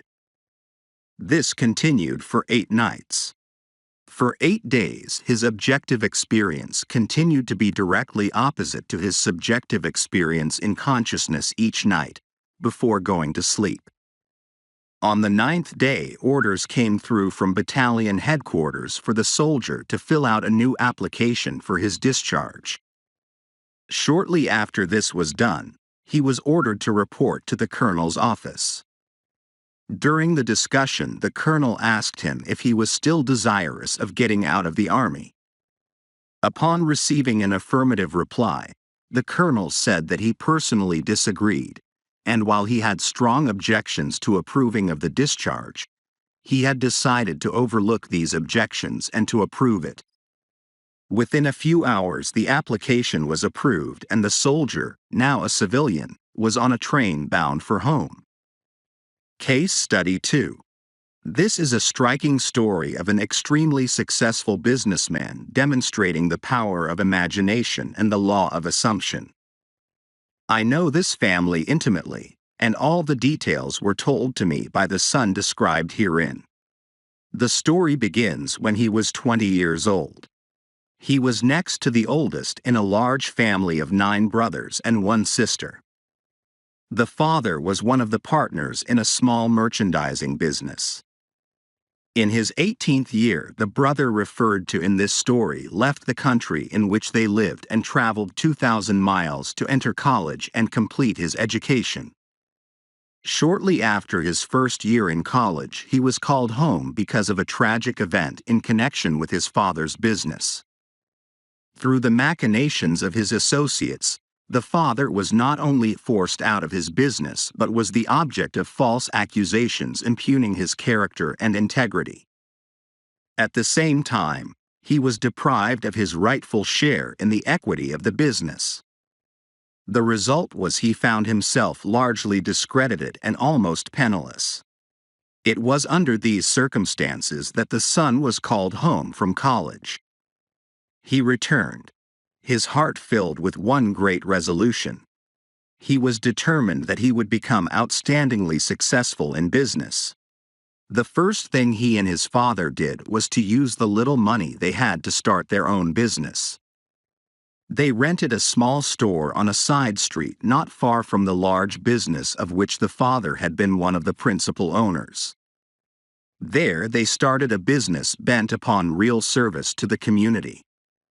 It was shortly thereafter that the son, with instinctive awareness that it was bound to work, deliberately used imagination to attain an almost fantastic objective. Every day on the way to and from work he passed the building of his father's former business, the biggest business of its kind in the country. It was one of the largest buildings, with the most prominent location in the heart of the city. On the outside of the building was a huge sign on which the name of the firm was painted in large bold letters. Day after day as he passed by, a great dream took shape in the son's mind. He thought of how wonderful it would be if it was his family that had this great building, his family that owned and operated this great business. One day as he stood gazing at the building, in his imagination, he saw a completely different name on the huge sign across the entrance. Now the large letters spelled out his family name. In these case histories, actual names are not used. For the sake of clarity in this story, we will use hypothetical names and assume that the son's family name was Lordard. Where the sign read FN Moth and Company, in imagination he actually saw the name, letter by letter, N. Lordard and Sons. He remained looking at the sign with his eyes wide open, imagining that it read N. Lordard and Sons. Twice a day, week after week, month after month for 2 years he saw his family name over the front of that building. He was convinced that if he felt strongly enough that a thing was true, it was bound to be the case, and by seeing in imagination his family name on the sign, which implied that they owned the business, he became convinced that one day they would own it. During this period, he told only one person what he was doing. He confided in his mother, who with loving concern tried to discourage him in order to protect him from what might be a great disappointment. Despite this, he persisted day after day. 2 years later, the large company failed and the coveted building was up for sale. On the day of the sale, he seemed no nearer ownership than he had been 2 years before when he began to apply the law of assumption. During this period, they had worked hard, and their customers had implicit confidence in them. However, they had not earned anything like the amount of money required for the purchase of the property. Nor did they have any source from which they could borrow the necessary capital. Making even more remote their chance of getting it was the fact that this was regarded as the most desirable property in the city, and a number of wealthy business people were prepared to buy it. On the actual day of the sale, to their complete surprise, a man, almost a total stranger, came into their shop and offered to buy the property for them. Due to some unusual conditions involved in this transaction, the son's family could not even make a bid for the property. They thought the man was joking. However, this was not the case. The man explained that he had watched them for some time, admired their ability, believed in their integrity, and that supplying the capital for them to go into business on a large scale was an extremely sound investment for him. That very day the property was theirs. What the son had persisted in seeing in his imagination was now a reality. The hunch of the stranger was more than justified. Today, this family owns not only the particular business referred to but owns many of the largest industries in the country in which they live. The son, seeing his family name over the entrance of this great building, long before it was actually there, was using exactly the technique that produces results. By assuming the feeling that he already had what he desired, by making this a vivid reality in his imagination, by determined persistence, regardless of appearance or circumstance, he inevitably caused his dream to become a reality. Case Study 3. This is the story of a very unexpected result of an interview with a lady who came to consult me. One afternoon, a young grandmother, a businesswoman in New York, came to see me. She brought along her 9-year-old grandson, who was visiting her from his home in Pennsylvania. In response to her questions, I explained the law of assumption, describing in detail the procedure to be followed in attaining an objective. The boy sat quietly, apparently absorbed in a small toy truck, while I explained to the grandmother the method of assuming the state of consciousness that would be hers were her desire already fulfilled. I told her the story of the soldier in camp who each night fell asleep, imagining himself to be in his own bed in his own home. When the boy and his grandmother were leaving, he looked up at me with great excitement and said, "I know what I want, and now I know how to get it." Surprised, I asked him what it was he wanted. He told me he had his heart set on a puppy. To this, the grandmother vigorously protested, telling the boy that it had been made clear repeatedly that he could not have a dog under any circumstances, that his father and mother would not allow it, that the boy was too young to care for it properly. And furthermore, the father had a deep dislike for dogs. He actually hated to have one around. All these were arguments the boy, passionately desirous of having a dog, refused to understand. "Now I know what to do," he said. "Every night, just as I am going off to sleep, I am going to pretend that I have a dog and we are going for a walk." "No," said the grandmother, "that is not what Mr. Neville means. This was not meant for you. You cannot have a dog." Approximately 6 weeks later, the grandmother told me what was to her an astonishing story. The boy's desire to own a dog was so intense that he had absorbed all that I had told his grandmother of how to attain one's desire, and he believed implicitly that at last he knew how to get a dog. Putting this belief into practice, for many nights the boy imagined a dog was lying in his bed beside him. In imagination, he petted the dog, actually feeling its fur. Things like playing with the dog and taking it for a walk filled his mind. Within a few weeks it happened. A newspaper in the city in which the boy lived organized a special program in connection with Kindness to Animals Week. All schoolchildren were requested to write an essay on why I would like to own a dog. After entries from all the schools were submitted and judged, the winner of the contest was announced. The very same boy who weeks before in my apartment in New York had told me, "Now I know how to get a dog," was the winner.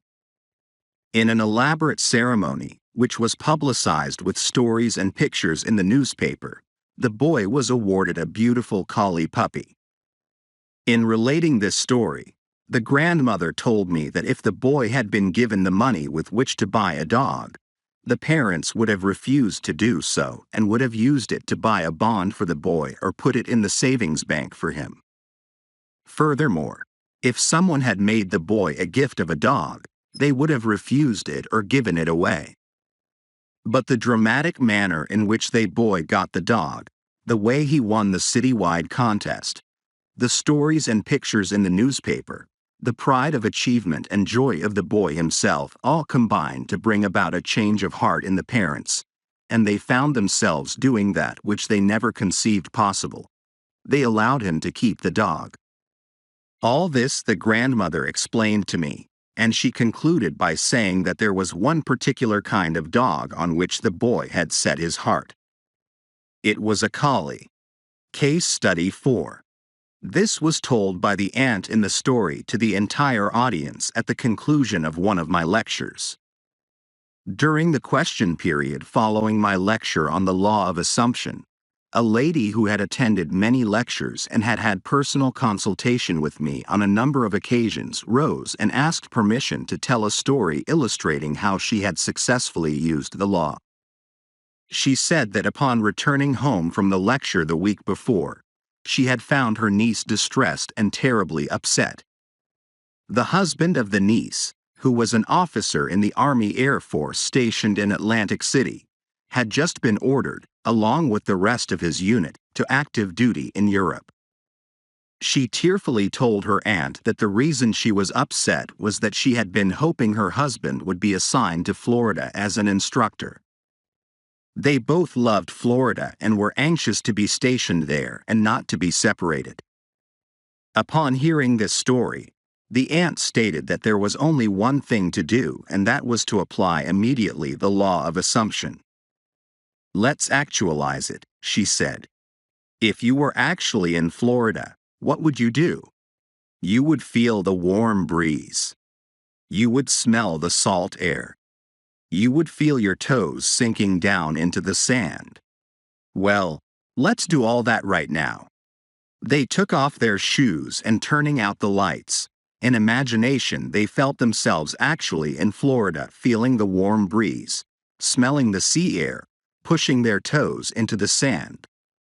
48 hours later, the husband received a change of orders. His new instructions were to report immediately to Florida as an Air Force instructor. 5 days later, his wife was on a train to join him.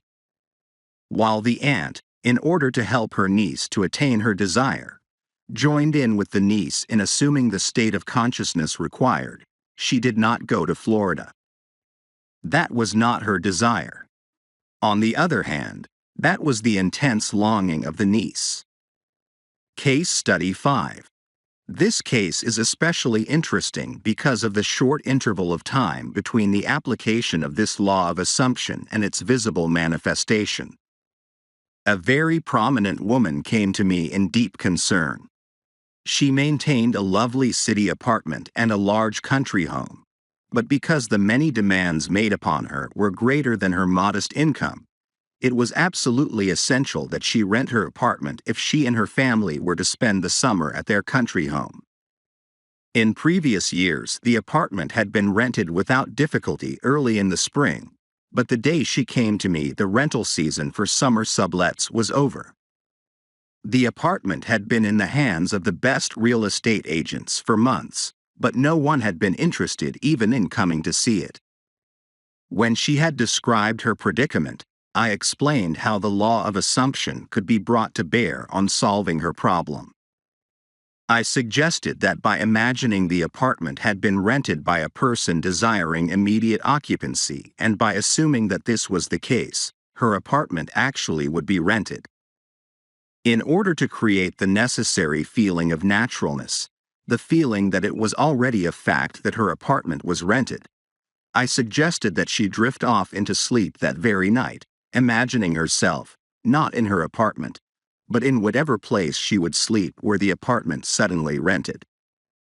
She quickly grasped the idea and said that in such a situation she would sleep in her country home even though it was not yet opened for the summer.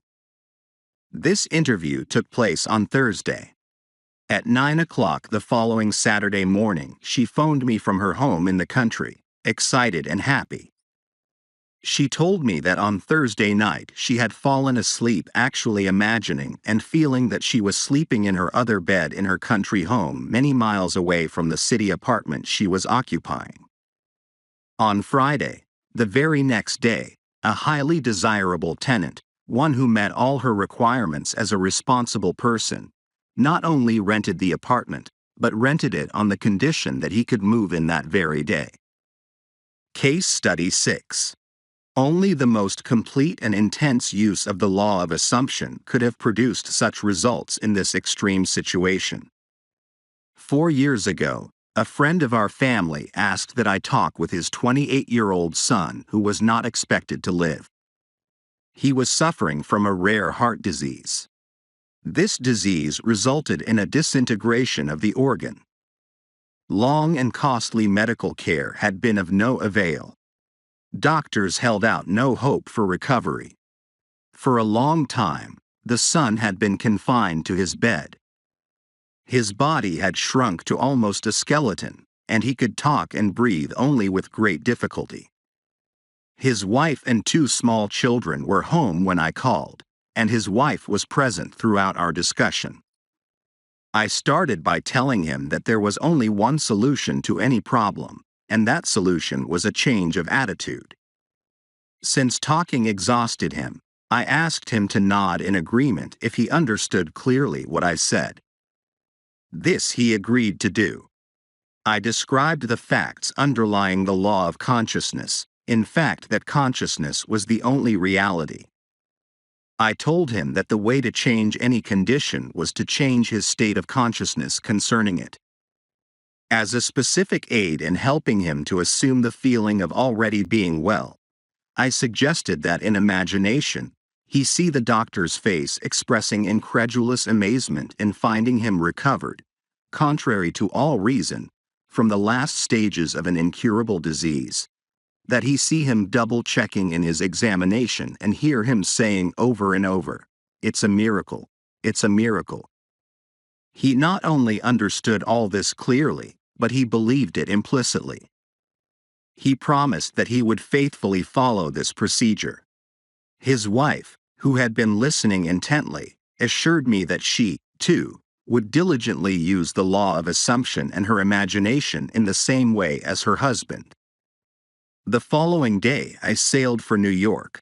all this taking place during a winter vacation in the tropics. Several months later, I received a letter saying the son had made a miraculous recovery. On my next visit, I met him in person. He was in perfect health, actively engaged in business, and thoroughly enjoying the many social activities of his friends and family. He told me that from the day I left, he never had any doubt that it would work. He described how he had faithfully followed the suggestion I had made to him and day after day had lived completely in the assumption of already being well and strong. Now, 4 years after his recovery, he is convinced that the only reason he is here today is due to his successful use of the law of assumption. Case Study 7. This story illustrates the successful use of the law by a New York business executive.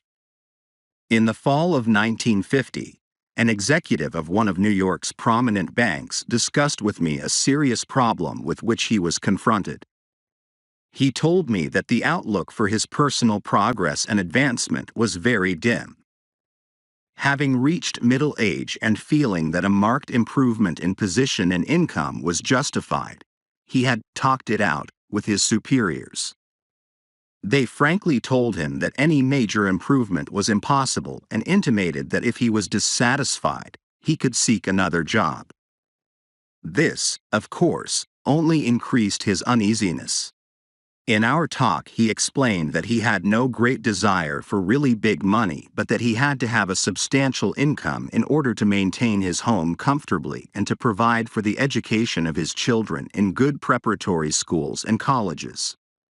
This he found impossible on his present income.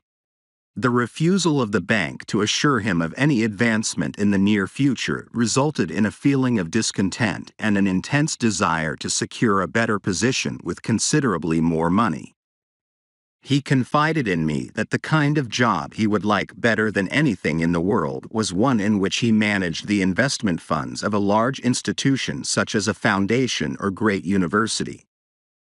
In explaining the law of assumption, I stated that his present situation was only a manifestation of his concept of himself and declared that if he wanted to change the circumstances in which he found himself, he could do so by changing his concept of himself. In order to bring about this change of consciousness, and thereby a change in his situation, I asked him to follow this procedure every night just before he fell asleep. In imagination, he was to feel he was retiring at the end of one of the most important and successful days of his life. He was to imagine that he had actually closed a deal that very day to join the kind of organization he yearned to be with and in exactly the capacity he wanted. I suggested to him that if he succeeded in completely filling his mind with this feeling, he would experience a definite sense of relief. In this mood, his uneasiness and discontent would be a thing of the past. He would feel the contentment that comes with the fulfillment of desire. I wound up by assuring him that if he did this faithfully, he would inevitably get the kind of position he wanted. This was the first week of December. Night after night, without exception, he followed this procedure. Early in February, a director of one of the wealthiest foundations in the world asked this executive if he would be interested in joining the foundation in an executive capacity handling investments.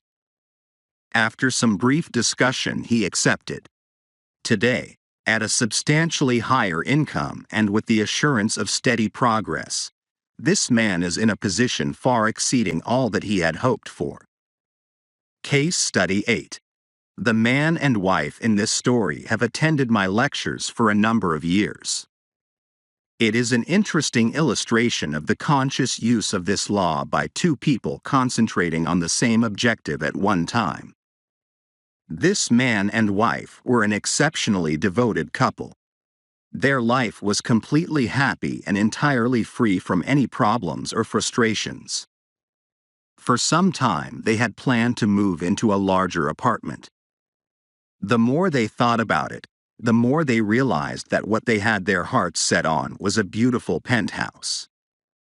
In discussing it together, The husband explained that he wanted one with a huge window looking out on a magnificent view. The wife said she would like to have one side of the walls mirrored from top to bottom. They both wanted to have a wood-burning fireplace. It was a must that the apartment be in New York City.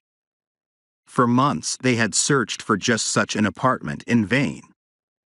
In fact, the situation in the city was such that the securing of any kind of apartment was almost an impossibility. They were so scarce that not only were there waiting lists for them, but all sorts of special deals including premiums, the buying of furniture, etc., were involved. New apartments were being leased long before they were completed, many being rented from the blueprints of the building. Early in the spring, after months of fruitless seeking, they finally located one which they seriously considered. It was a penthouse apartment in a building just being completed on Upper Fifth Avenue facing Central Park. It had one serious drawback. Being a new building, it was not subject to rent control, and the couple felt the yearly rental was exorbitant. In fact, it was several $1,000s a year more than they had considered paying. During the spring months of March and April, they continued looking at various penthouses throughout the city, but they always came back to this one. Finally, they decided to increase the amount they would pay substantially and made a proposition which the agent for the building agreed to forward to the owners for consideration.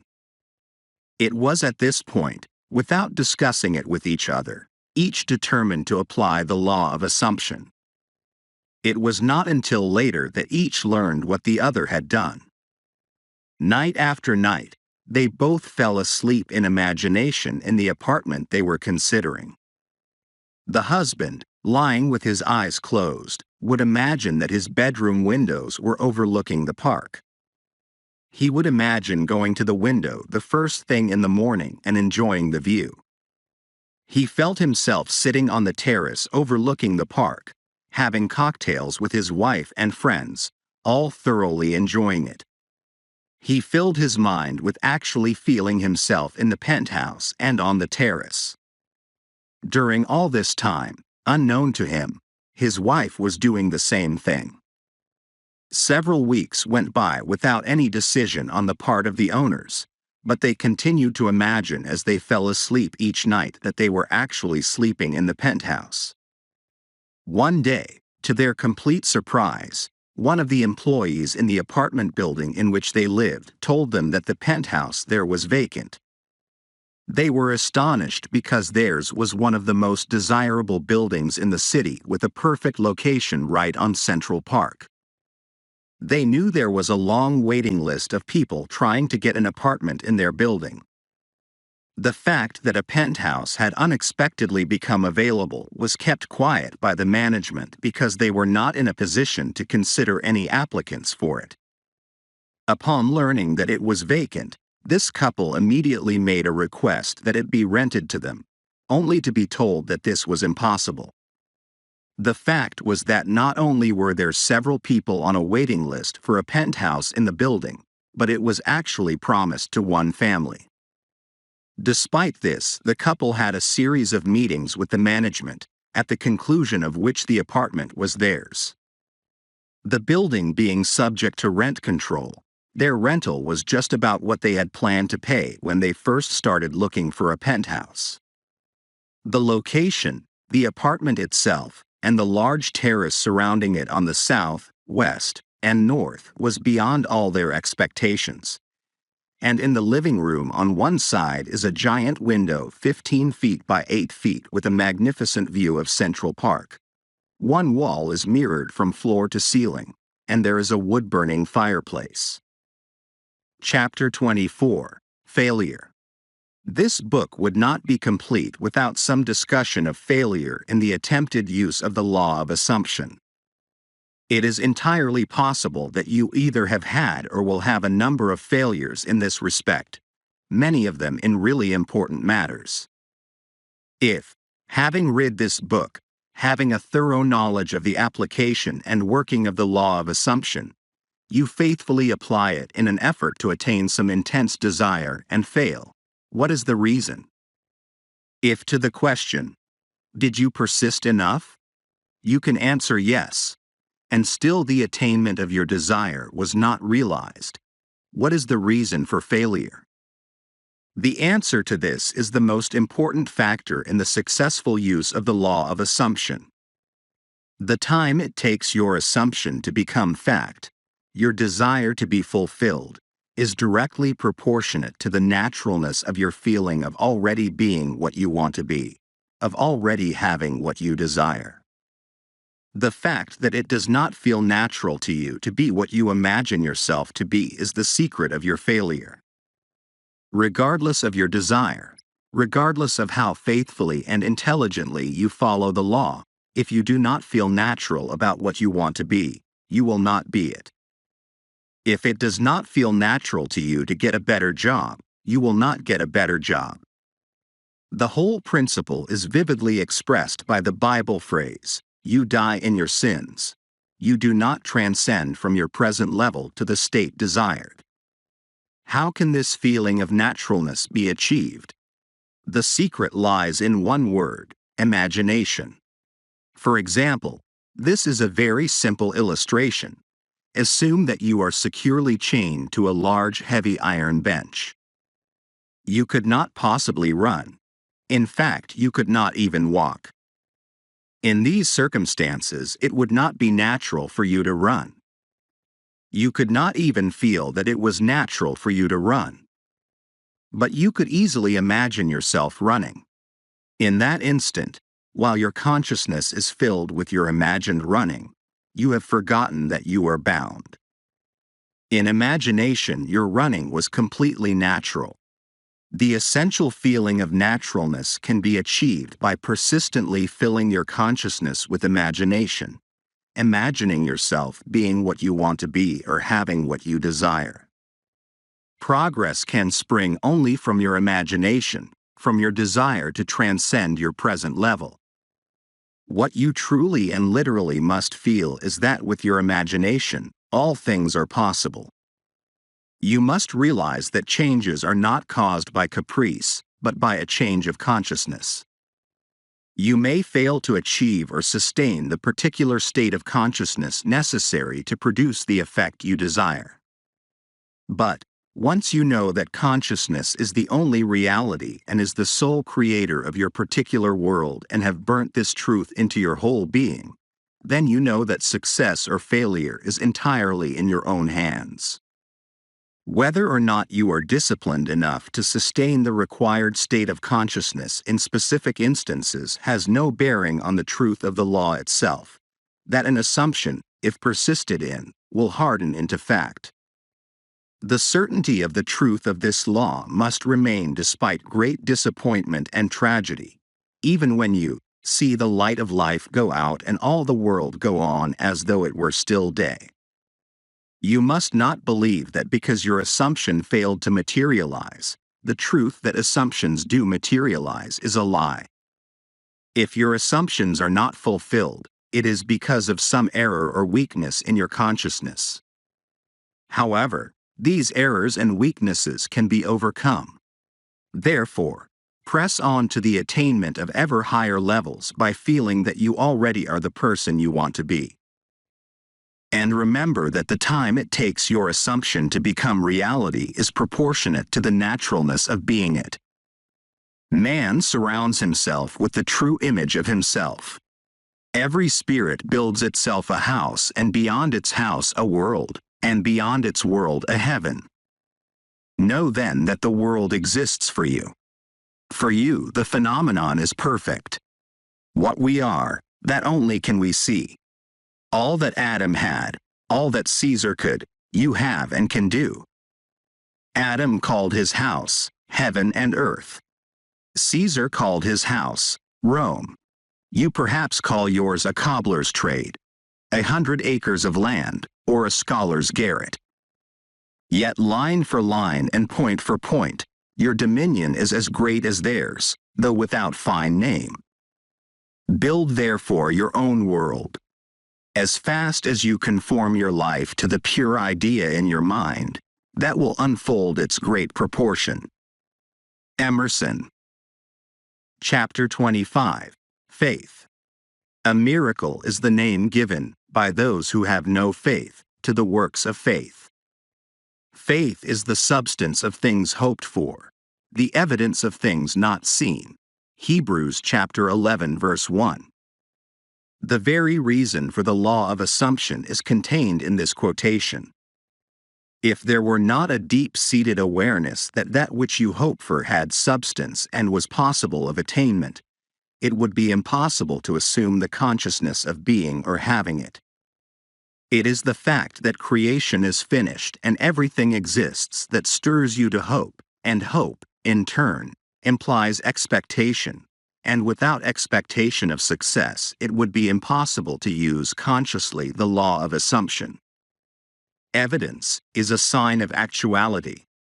Thus, this quotation means that faith is the awareness of the reality of that which you assume, a conviction of the reality of things which you do not see, the mental perception of the reality of the invisible. Consequently, it is obvious that a lack of faith means disbelief in the existence of that which you desire. Inasmuch as that which you experience is the faithful reproduction of your state of consciousness, lack of faith will mean perpetual failure in any conscious use of the law of assumption. In all the ages of history, faith has played a major role. It permeates all the great religions of the world, it is woven all through mythology, and yet today it is almost universally misunderstood. Contrary to popular opinion, the efficacy of faith is not due to the work of any outside agency. It is from first to last an activity of your own consciousness. The Bible is full of many statements about faith, of the true meaning of which few are aware. Here are some typical examples. Unto us was the gospel preached, as well as unto them. But the word preached did not profit them, not being mixed with faith in them that heard it. Hebrews chapter 4 verse 2. In this quotation, the us and them make clear that all of us hear the gospel. Gospel means good news. Very obviously, good news for you would be that you had attained your desire.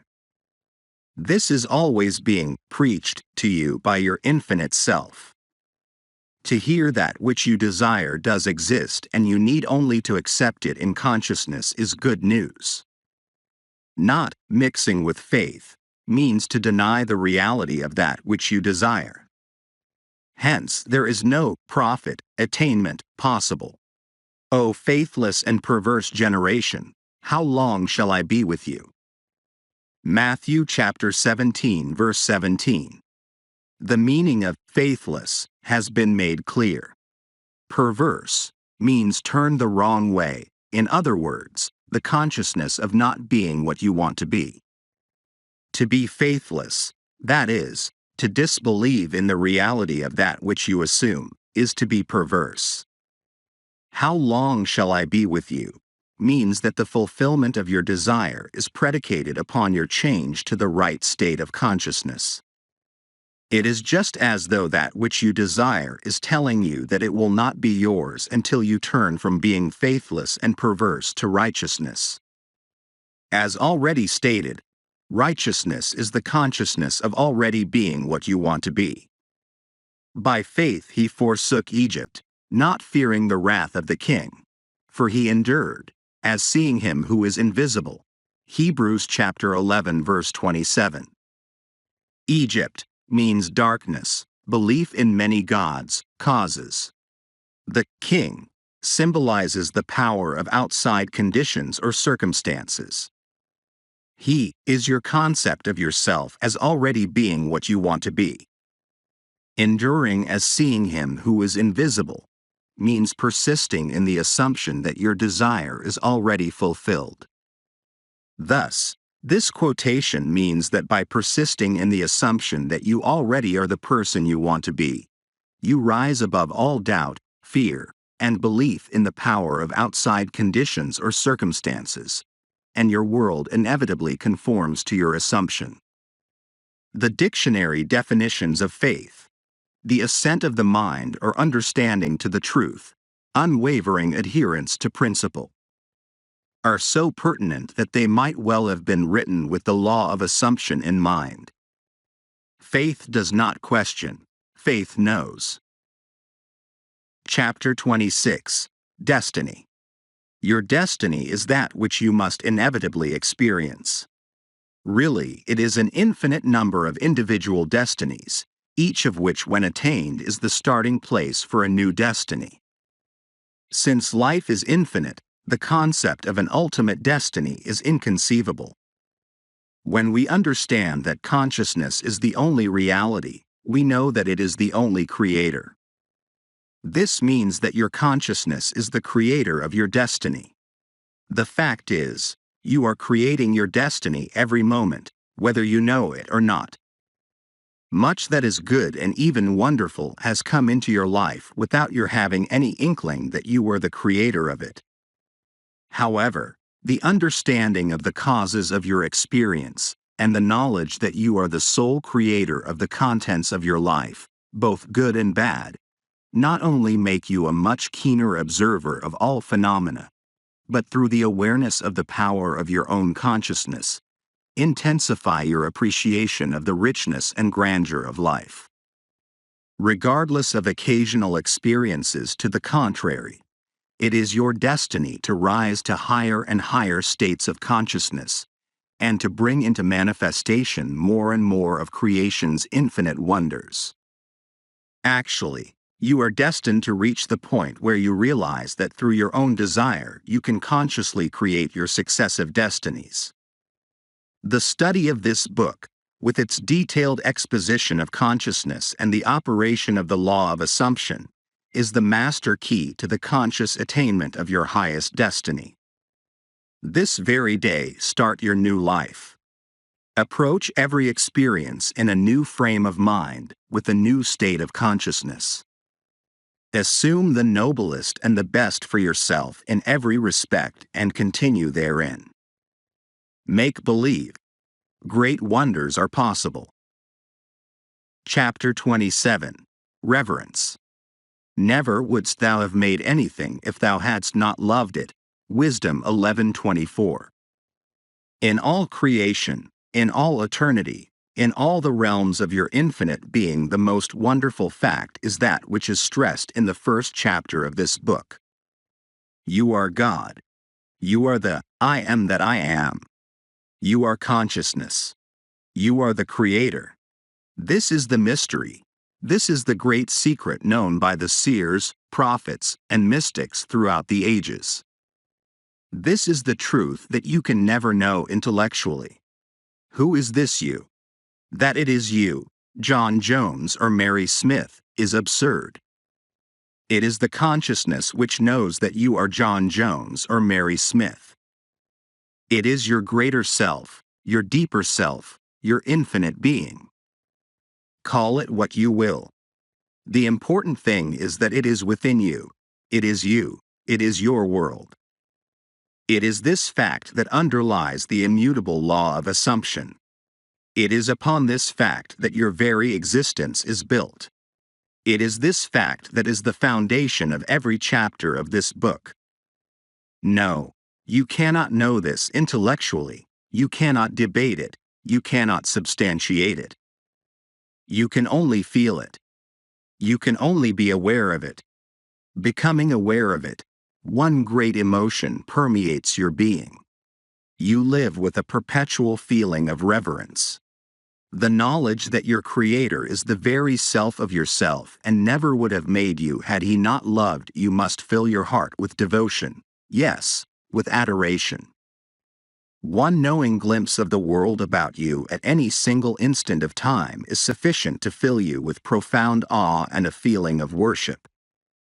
It is when your feeling of reverence is most intense that you are closest to God, and when you are closest to God, your life is richest. Our deepest feelings are precisely those we are least able to express, and even in the act of adoration, silence is our highest praise.